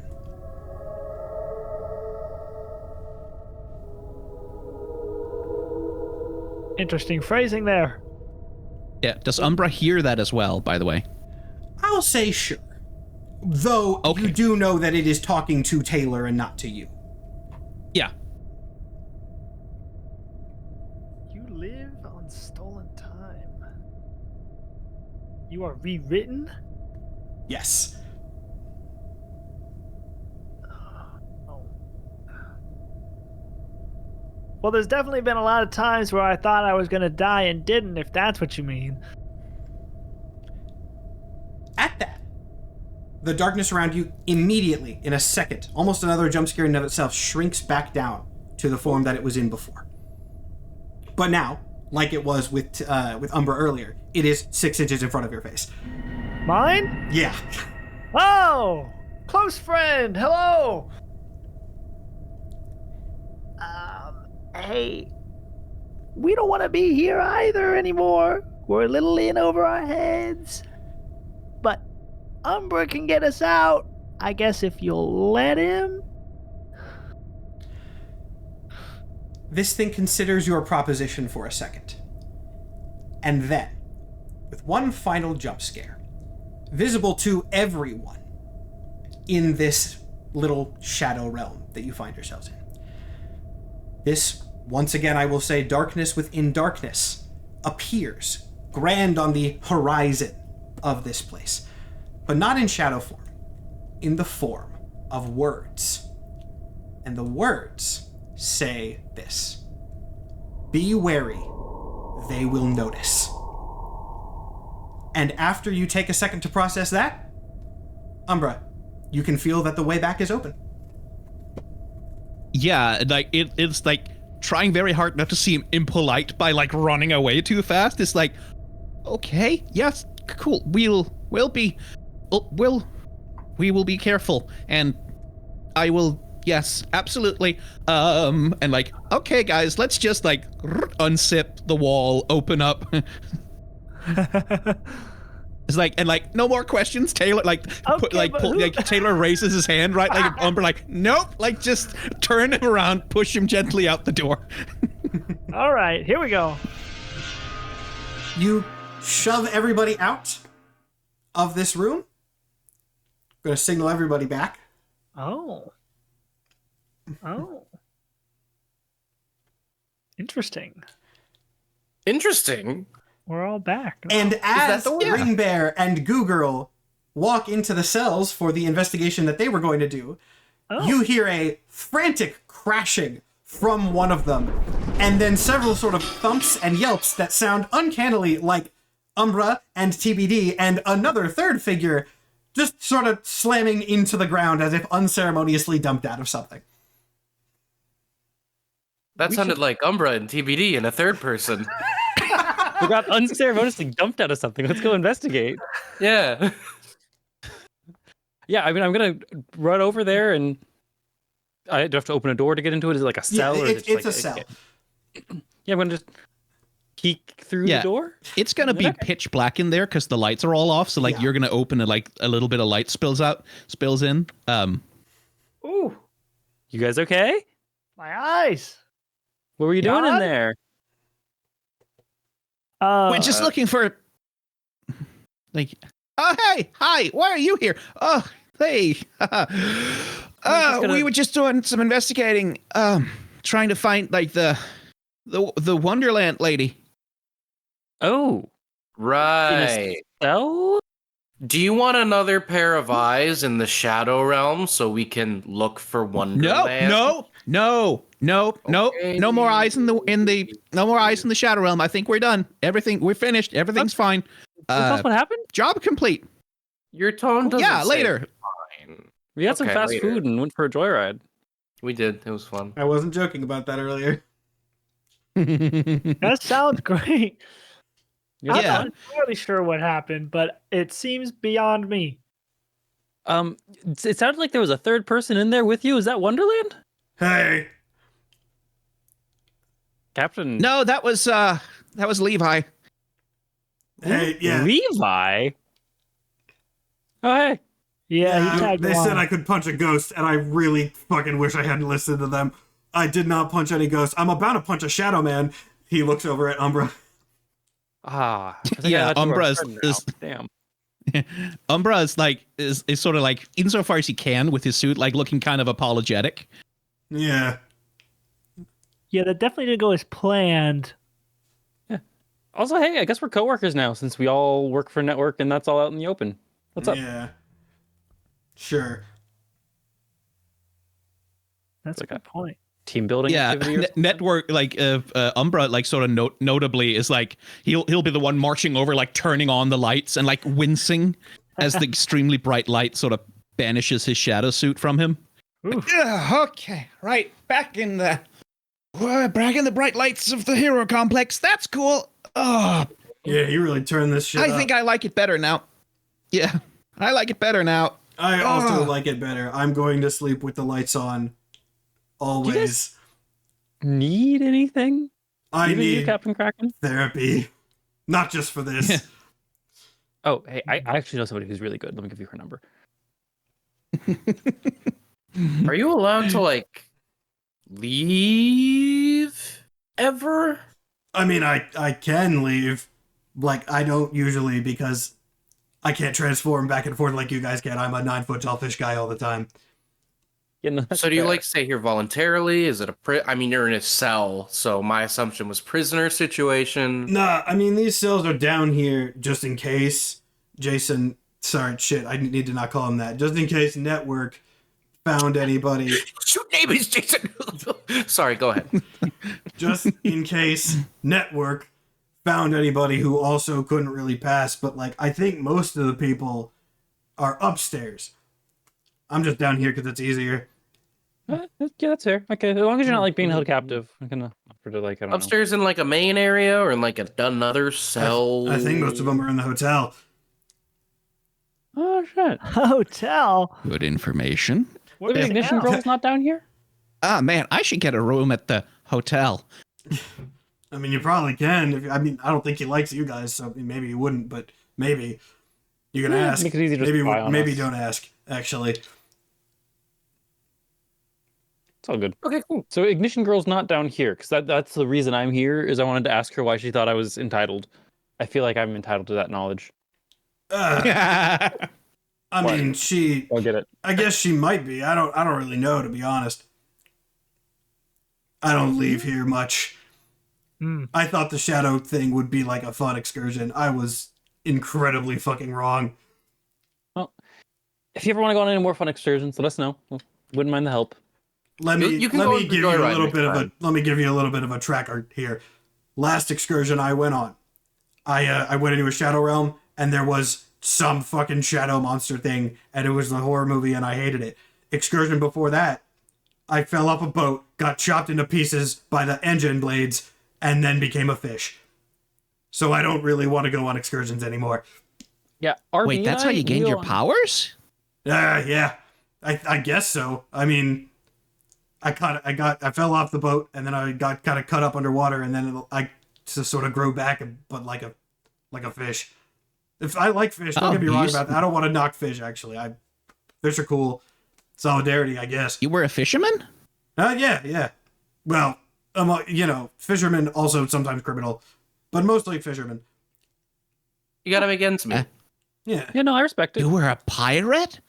Like there's like a moment of like childlike a little bit like in Umbra's like, you were a pirate? Dude, I wish, honestly. Fuck it, look, The pirates are cool. we all watched One Piece, probably. You all seem like nerds. Yeah. No, I was mostly a fisherman, but then also, like, that doesn't pay a ton of bills if you're just independent, so I also did crime. It mostly fish. I like fish. Right on. Sick. Yeah, cool. Well, if you ever need anything, Ring Bear and I go on we went on an excursion to take a really cool car out to get some fast food. We went to your favorite fast food place, in fact. We did, and in your favorite car. Yeah, What? I know. It was so crazy. It was your least I favorite feel color, like though. I feel like there's an Yeah. inside joke here that I'm not a part of. I've had an extremely traumatic hour, guys. Like, That's you fair. guys seem like you're sort of desensitized to this shit. Yeah. I'm not. I mean, Big I am a style. little bit. Yeah. Anyway, let us know if you need anything. Thanks for keeping my friends safe. I need a lot. Yeah, let's go report back to fucking Network. I guess he's gonna want to know what happened. Yeah, probably. Did you get that other drone? Yeah, like the other drone will have come out with us. Okay. But there is still one in the control box in there. Yes. Yeah, you didn't leave any drones in the Shadow Realm, did you? I mean, I think the monster took one of them out. I couldn't see we were running so fast. That's fair. So it is hostile. I was wrong. Yeah. Well, Yeah. I don't know. Shit got a little weird. Yeah, as we're sort of we heading back, I guess Kraken will want to go back to his apartment. Yeah. As you're do you want to say something specifically to him? Yes, I want to have a little moment with him before we leave. But yeah. Go ahead. So as sort of everyone's going ahead and Kraken's going to like Umbra will sort of stop him and be like, "Hey, listen," and a little bit quiet. "Hey, I'm sorry. I did not know it would get that fucking crazy in there. I shouldn't have taken you with me. I know, we fucking hate each other or whatever, but I didn't want to do that to you, and I wouldn't have left you in there." Make me a comfort or support someone check. Aw. I will. My friend Captain. That is a 7. A 7. Yeah, there's success. They clear a condition or shift labels if they open up to you. We will say, for purposes of this, that he definitely had a afraid condition and does clear that because of this. He goes, "Yeah, we're out, so that's good. And for what it's worth, I could also tell that you were scared shitless, so I don't hold it too much against you. Just yeah. maybe look before you leap next time." Yeah, I'll try. Anyway, I think the Juju's One Piece where are they at? Like final arc? 2025 is yeah, it's coming up. Still don't know what it is. I don't know if man. they're gonna tell us in the last chapter. Oh man, I gotta catch up. Oh well. Anyway, I guess I'll see you around. As you're leaving, he very quickly raises up his claw arm and bonks you on the head with it. Not a full blow, but definitely hard enough that it does hurt a little bit because it's a gigantic claw arm smacking you in the head. And goes, "That's for everything, this time and the last time with the bike place, but just we're even enough now." Actually, he bonks you again. Now we're even. Yeah. Ow. Yeah. Yeah. Okay. I guess that's fair. Ow. Damn, that thing is heavy. Mm-hmm. How the hell do you lift it? I don't know. What crabs are evolutionary perfection, right? Something like that. Yeah, I guess. Ow. And walking away, rubbing his head. And he goes back into his cell. Now, with that, I actually think we're at a pretty good point for this episode. So I will toss this back to everybody. We're not going to cut it right now. But final discussions between everybody, talking about what you learned. There was a lot learned on both sides this episode. This was very much the investigative episode that I think you guys hoped it would be. So you guys are free to have any. We're not going to discuss it in the middle of the hero complex. Yes, I don't think. Yeah. I should be clear. We are. I'll say this. We're at the end of the scenes that I have planned for this episode. I'm sure you guys want to discuss amongst yourselves. We will wrap with that. Okay. So whatever that scene, ball's in your court for that scene. How are we getting back to the van if Tom's shadow teleportation is maybe not the thing that we want to be doing? It seems like Tom doesn't want to get back in there. Actually, maybe good we question, deal with that first. And I think, I think first we kind of have to debrief Network. I don't think he's going to let us go without talking to him. That is true enough. Yeah. We'll go with you because we want to hear that debriefing, and also that means you don't have to do it twice. Yeah, you're right. The order. I was trying to think we could do that next, but no, we should do that first. And then, yeah, you're right. So you head up to the to his office, and knock on the door. Bring the drone in, and slam it down. It's okay, right. Well, we didn't fucking find Wonderland. We found a bunch of other shit. I don't know. Could you even see us in there? No, the drone signal doesn't reach in there, best I can tell. That's why I had you bring that control unit, but the recording, from at least what I can assume, will still work. I have to check it. And then he kind of picks up the drone. You see him tapping some things on his computer, setting up a wireless connection to it. Takes everything and goes, and there we go. It's not the most well-lit footage that I've seen. And there's a lot of walking from what I can look at, but yes, there's something here. I'll look at that in the meantime. What about you? I'm sure you have information. Not as much as I'd like. We didn't find Wonderland. There's definitely something in there other than, me. I'm not sure what it wants. I think it's intelligent. I think it'll leave me alone. I don't know about anyone else. And that's all you're getting from me. Well, I suppose that's certainly better than nothing. I mean, horror movies do sell, so if we figure out the nature of it, that will be a hell of an episode. Keeps kind of scrubbing through the footage. Yeah. Cool. Well, nice to collaborate on something, I guess. I sent 2 drones. You brought back 1. The other one got taken out. Something out of the darkness just slashed the fucking thing. Interesting. I'll have to see if I can interface from it, or with it. From here, perhaps I will provide some insight as to your little tricks. But, he turns to you. Surprisingly, I actually can't find too much that was duplicitous about this. I'm sure there was something, and I'll discover it when I think on it, but for now, you brought me interesting footage and interesting information, so thank you. Oh man, I so strongly resisting the urge to call him Jason. It's like, yeah, whatever. I guess you know where to find me or find us. I always do. So Tom, And time to ride leave. home. You said it was scary. You said it would leave you alone and maybe other people. I'm just kind of like as we're walking out the door, still asking for a ride home.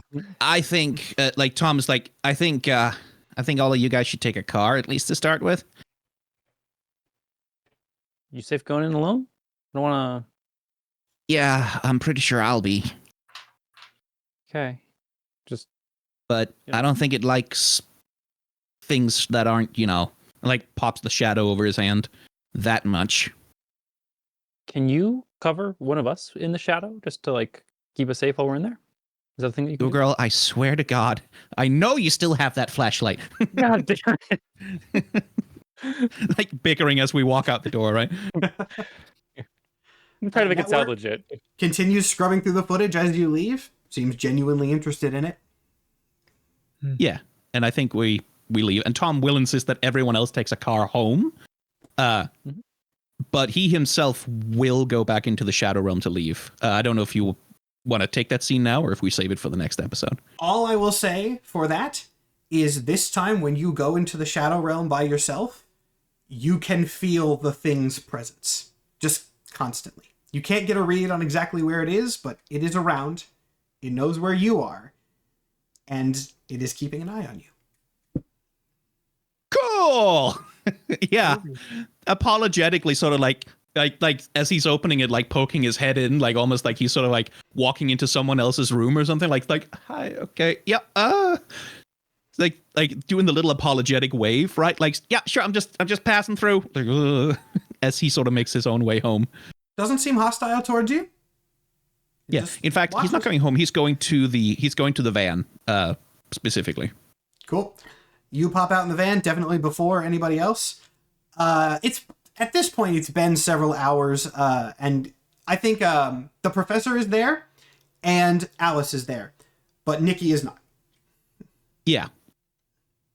That's when he's just like, he just pops out, like sort of comes out and like lays down and stares at the ceiling. From sort of your perspective, looking up at the ceiling, you just see Alice's head like pop into the side of the frame. You seem not good. Yeah. Hey, you ever watch? I'm trying to think of a what fucking TV show has anything equivalent to this. Like there must be at least one fucking Kamen Rider or Power Rangers show that has like a shadow monster in it. Mystic Force would probably be relatively close. Yeah, you ever see Power Rangers Mystic Force? Oh yeah, weird one, but one of the best. Yeah, no, like the shadow thing in that, like the dark scary. Yeah, something like that.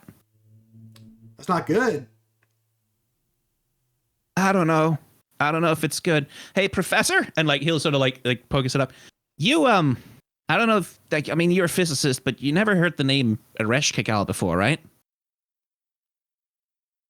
I don't believe so. No. That doesn't seem like a physics term. Tom is actually a literature major, so it might be something that's sort of come up when he's had to study mythologies. There is definitely a non-zero chance. If you're a literature major, like the Mesopotamian mythos is commonly cited as like the first story in human Yeah, that's history. like Gilgamesh and like it's fucking it's definitely something that you might know or would be able to find with some research.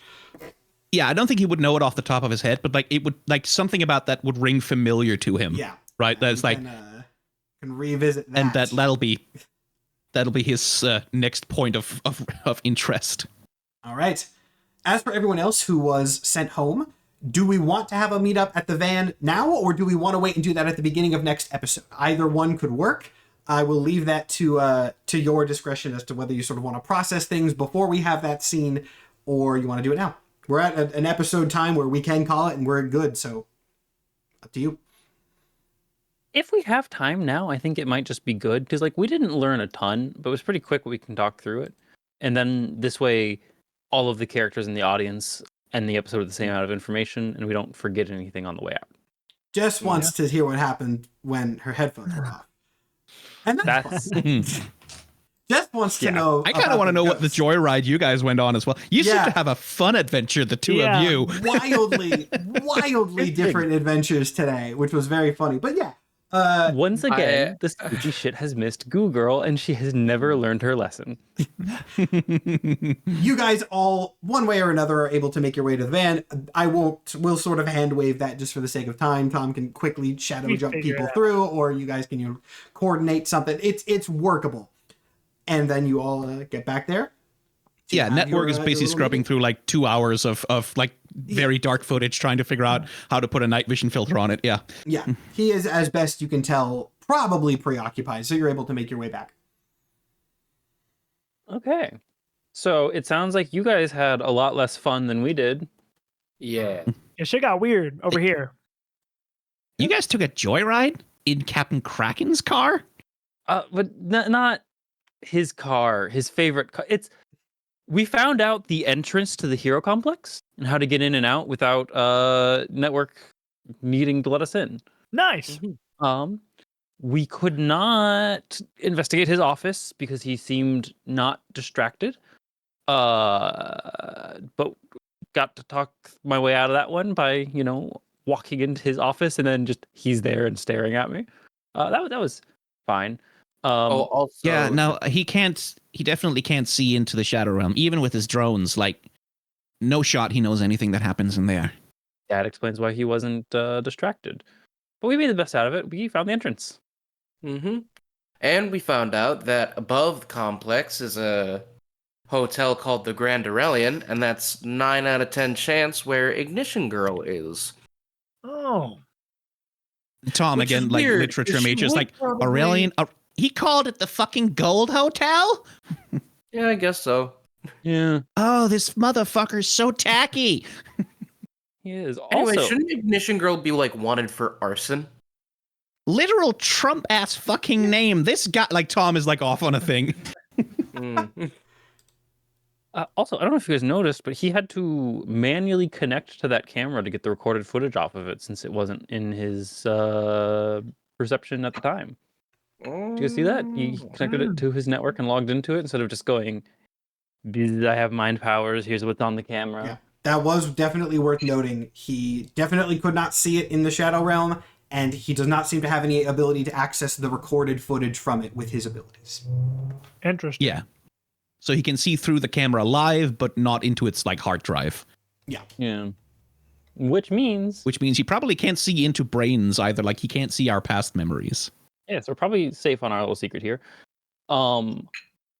He was frustrated when we were in his office. He was trying to deal with a glitch, he said. I assume that was his inability to see into the shadows. A reasonable Maybe? assumption. I guess. You don't know for sure, but a reasonable assumption from the timing. I think that's everything we learned, right, Danny? I rolled an apple into Network's office for scientific reasons, but other than that, yeah. Got nothing? Nah. Damn. Nothing? I mean, I feel like Tom should probably take the recap for ours because Oh, I guess. it was just a bunch of weird shit. Sorry, there is nuance to the apple thing, I guess. He didn't see me when I entered the room, but he did see me when I went to exit the room.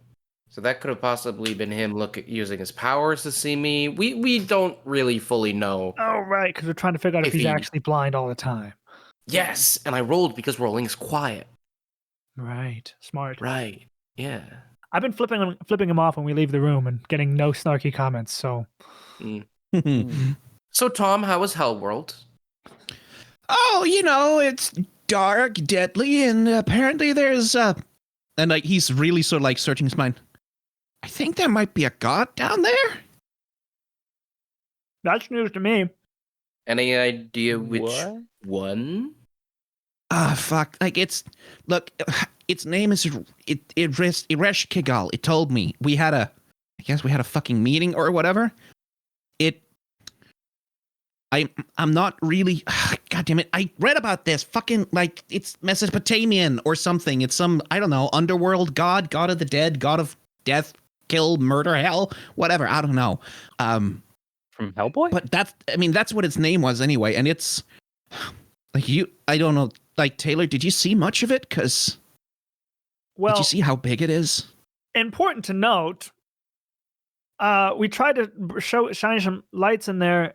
And felt like a presence, but I couldn't see it at first.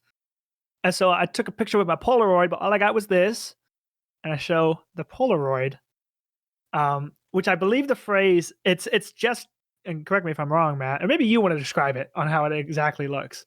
The way that this exactly looks, he shows the Polaroid, is it is just a blank white Polaroid as if nothing has developed, but then in just pure darkness, as if scratched into the image itself, not the paper, but the literal image, there are words made out of almost claw marks that just say, "Who are you?" And so around the time we got this, we knew we were in over our heads, tried to leave, couldn't because something wasn't letting us that Tom was talking to. It made me all sparkly because it was checking me out or something. And then the glow. The glow. So I think it tried to ask me about. You remember like when the thing in the sky that made everyone get powers that exploded? That glow, that shit. It was looking at that. It was confused by that. It wants to know more about that. So wait. It asked you questions and didn't actually attack you? So it's not hostile. Very much like I am not so sure about that. I would like to reiterate that we could not leave. It did not allow Tom to let us out. But it also didn't hurt you and let you go eventually. I want to add something here. This is at Tom's discretion of whether he wants to share this or not. But I will say, I don't necessarily remember Taylor and Levi did not see like the probing tentacles of darkness. They saw the lights, but they did not see what, to your knowledge, caused them. That is something notable Tom, if you want to think about its intentions. Yeah. And Tom, like looking at Kukal, I am not taking you to meet the shadow monster. I don't know if you'll come back. I'm just saying, last time everybody was scared about something, it turned out to be a nice man named Mason who had just been asleep for a little bit too long. This is true, but this thing was able to get to the size of the horizon. Yeah, I feel like we're missing the major point that Mason was, for all intents and purposes, a guy. Just a dude, not a god. Yeah, this was not just a guy. A god could kill you with a thought. If it wanted you dead, you'd be dead. We don't necessarily know that. I mean, and with both hands on Rebecca's shoulders, and Rebecca, I love you, but also you're a little much sometimes. If you start asking the god questions or talking about fucking CRTs, I don't know that we're walking out of there alive. Yeah, that's fair. Especially, we should take a CRT down there and see if it. No. Yeah, it's like Tom strengthening the grip, so that the goo starts to sort of bulge up between his fingers, Okay, I'll behave. I swear to God, if you try to take a selfie with her, or it's rather, I don't think Tom has any sense of its gender, right? I mean, if you research Iresh Kigal, referred to. Yeah, as a eventually queen, he'll but research it and he'll know. But Yeah. for now, it's it. It's a weird eldritch being. It's an it, but yeah. She's a character from Hellboy. I don't know what the confusion is. Is she really? She's the one who created the first Black Flame. She's the one who's like in charge of the 7 dragons of destruction, the like Ogdru Jahad. Would Goo Girl actually know that and say that? Oh, she's a big comic book fan. Yeah, probably. Yeah, and Alice like joining in, like, oh, like the oh my god. Yeah. And there's Absolutely. giant monsters in Hellboy, especially in BPRD. It's like, Great. Tommy, I've never read Hellboy. Hang on, what's Ereshkigal? What is like? And like he'll like ask Goo Girl for details about what Ereshkigal is and where it like. She's a goddess of the underworld who created the Black Flame, who's like that universe's Doctor Doom mixed with Hitler, mixed with Lex Luthor. Mixed with Hitler? Oh, Oh, maybe we Cool, shouldn't great. trust- Maybe, okay. Mixed with Hitler. I know it's a little counterintuitive, but now that I've thought about what I've seen from Hellboy, I'm a little more afraid of her. You need to watch Hellboy again. That was Good. not a good thing. Yeah, It's I not don't the really see same the one from movies. Hellboy, surely though. That can't happen. that Ah, would man, I probably mean- like get a suit or something. Yeah. like, not unless Mike Mignola had shadow powers. Hitler was checking me out. Unbelievable. That's not what I meant when I said that. Taylor Chief says. I can't believe it. That might be one of the worst lines in D&Dorks history. Continue. Yeah, So there's an after show title. So is Shadow World a complete no-go from this point going forward, or what? I mean, I don't think you should stay in there. I think we can poke through when we need to go somewhere, but I don't want to bother her any more than absolutely necessary. And hey, I promise I'll behave. I know I've made jokes, but you seem scared. I know. Yeah, little bit. I know when to pull it in. And if you ever want to parlay with the Shadow Lady and learn more, I'm happy to help, but I will leave it to your discretion and not push it any further. Because I'm gonna have to go to the fucking library and actually do my degree because I need to do some research. Professor Quinto, who has not spoken up in this whole meeting, she goes, "Yes, you are behind on assignments in my class. I would imagine you are behind in some others. I'll let some slide for extenuating circumstances, but you are still going to have to catch up on a few quizzes. Perhaps that's not the time. Continue." Well, TBD sighs, sits down beside Nikki, and goes, "It seems like after all this investigating, we still don't know where we can scheme outside the van." She kind of looks around and goes, "Well, I mean, I guess you learned like a little bit, right? Like, you know, here works. I don't know if it's the option that you want to go with, but technically you do know that Shadow Realm works. Confirmed, I guess. But We then- had suspicions. Like, you do kind of know that one way or another, it seems like Network can only see through one thing at a time, right? Yeah. So And- anytime something's happening elsewhere, He has to that's jump. probably safe. He has to like jump between things to see it, right? Yeah. Mhm. So like, if there's something happening, and you get him sort of far away, like you're gonna have time where he has to find a path to you. That's true. And if you cut off the drones like we did last time, that's probably how he gets his vision hijack two places quick, right? So if he's doing something else, we cut off his drones, like he's gonna have to send a guy. And that could be tough. Yeah, because I mean, he doesn't know exactly shit. where you are. I guess we could just go to the fucking forest, right? Yeah. Cameras in the forest. We could just True. like I don't know. Get like a camper, like an RV, drive it out there, so have a secret forest base. It'll probably look like a meth lab if anyone comes by it, but that's fine. It seems like the Yeah, question is I kind of mean- like less where can you scheme and more like when? Yeah.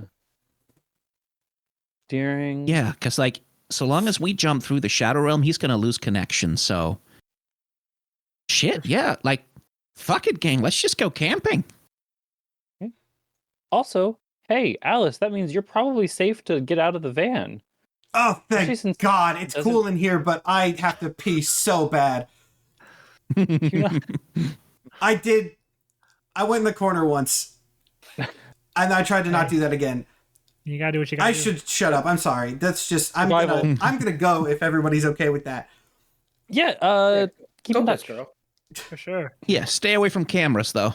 You should tell Also, us which I mean, corner- you normally do that when I'm pissing, but thank you. Plus, network thinks you're dead, so don't put on your costume, and you're probably good to go. Oh, my costume's so cool. I know it Unfortunate. is. It really is. When we've taken network down, you can put the costume back on and keep doing your thing, which is gonna be hero stuff and not crime. Yeah. Maybe like little bit of anti-hero. Tiny bit. Oh, Tiny bit. she's my shadow. The Hedgehog. She takes off like the outer suit of her armor. The like undersuit looks like normal enough clothes where it's not going to attract immediate attention, and does rush out of the van fairly quickly. All right. And with that, Yeah. you're going camping. We're going camping.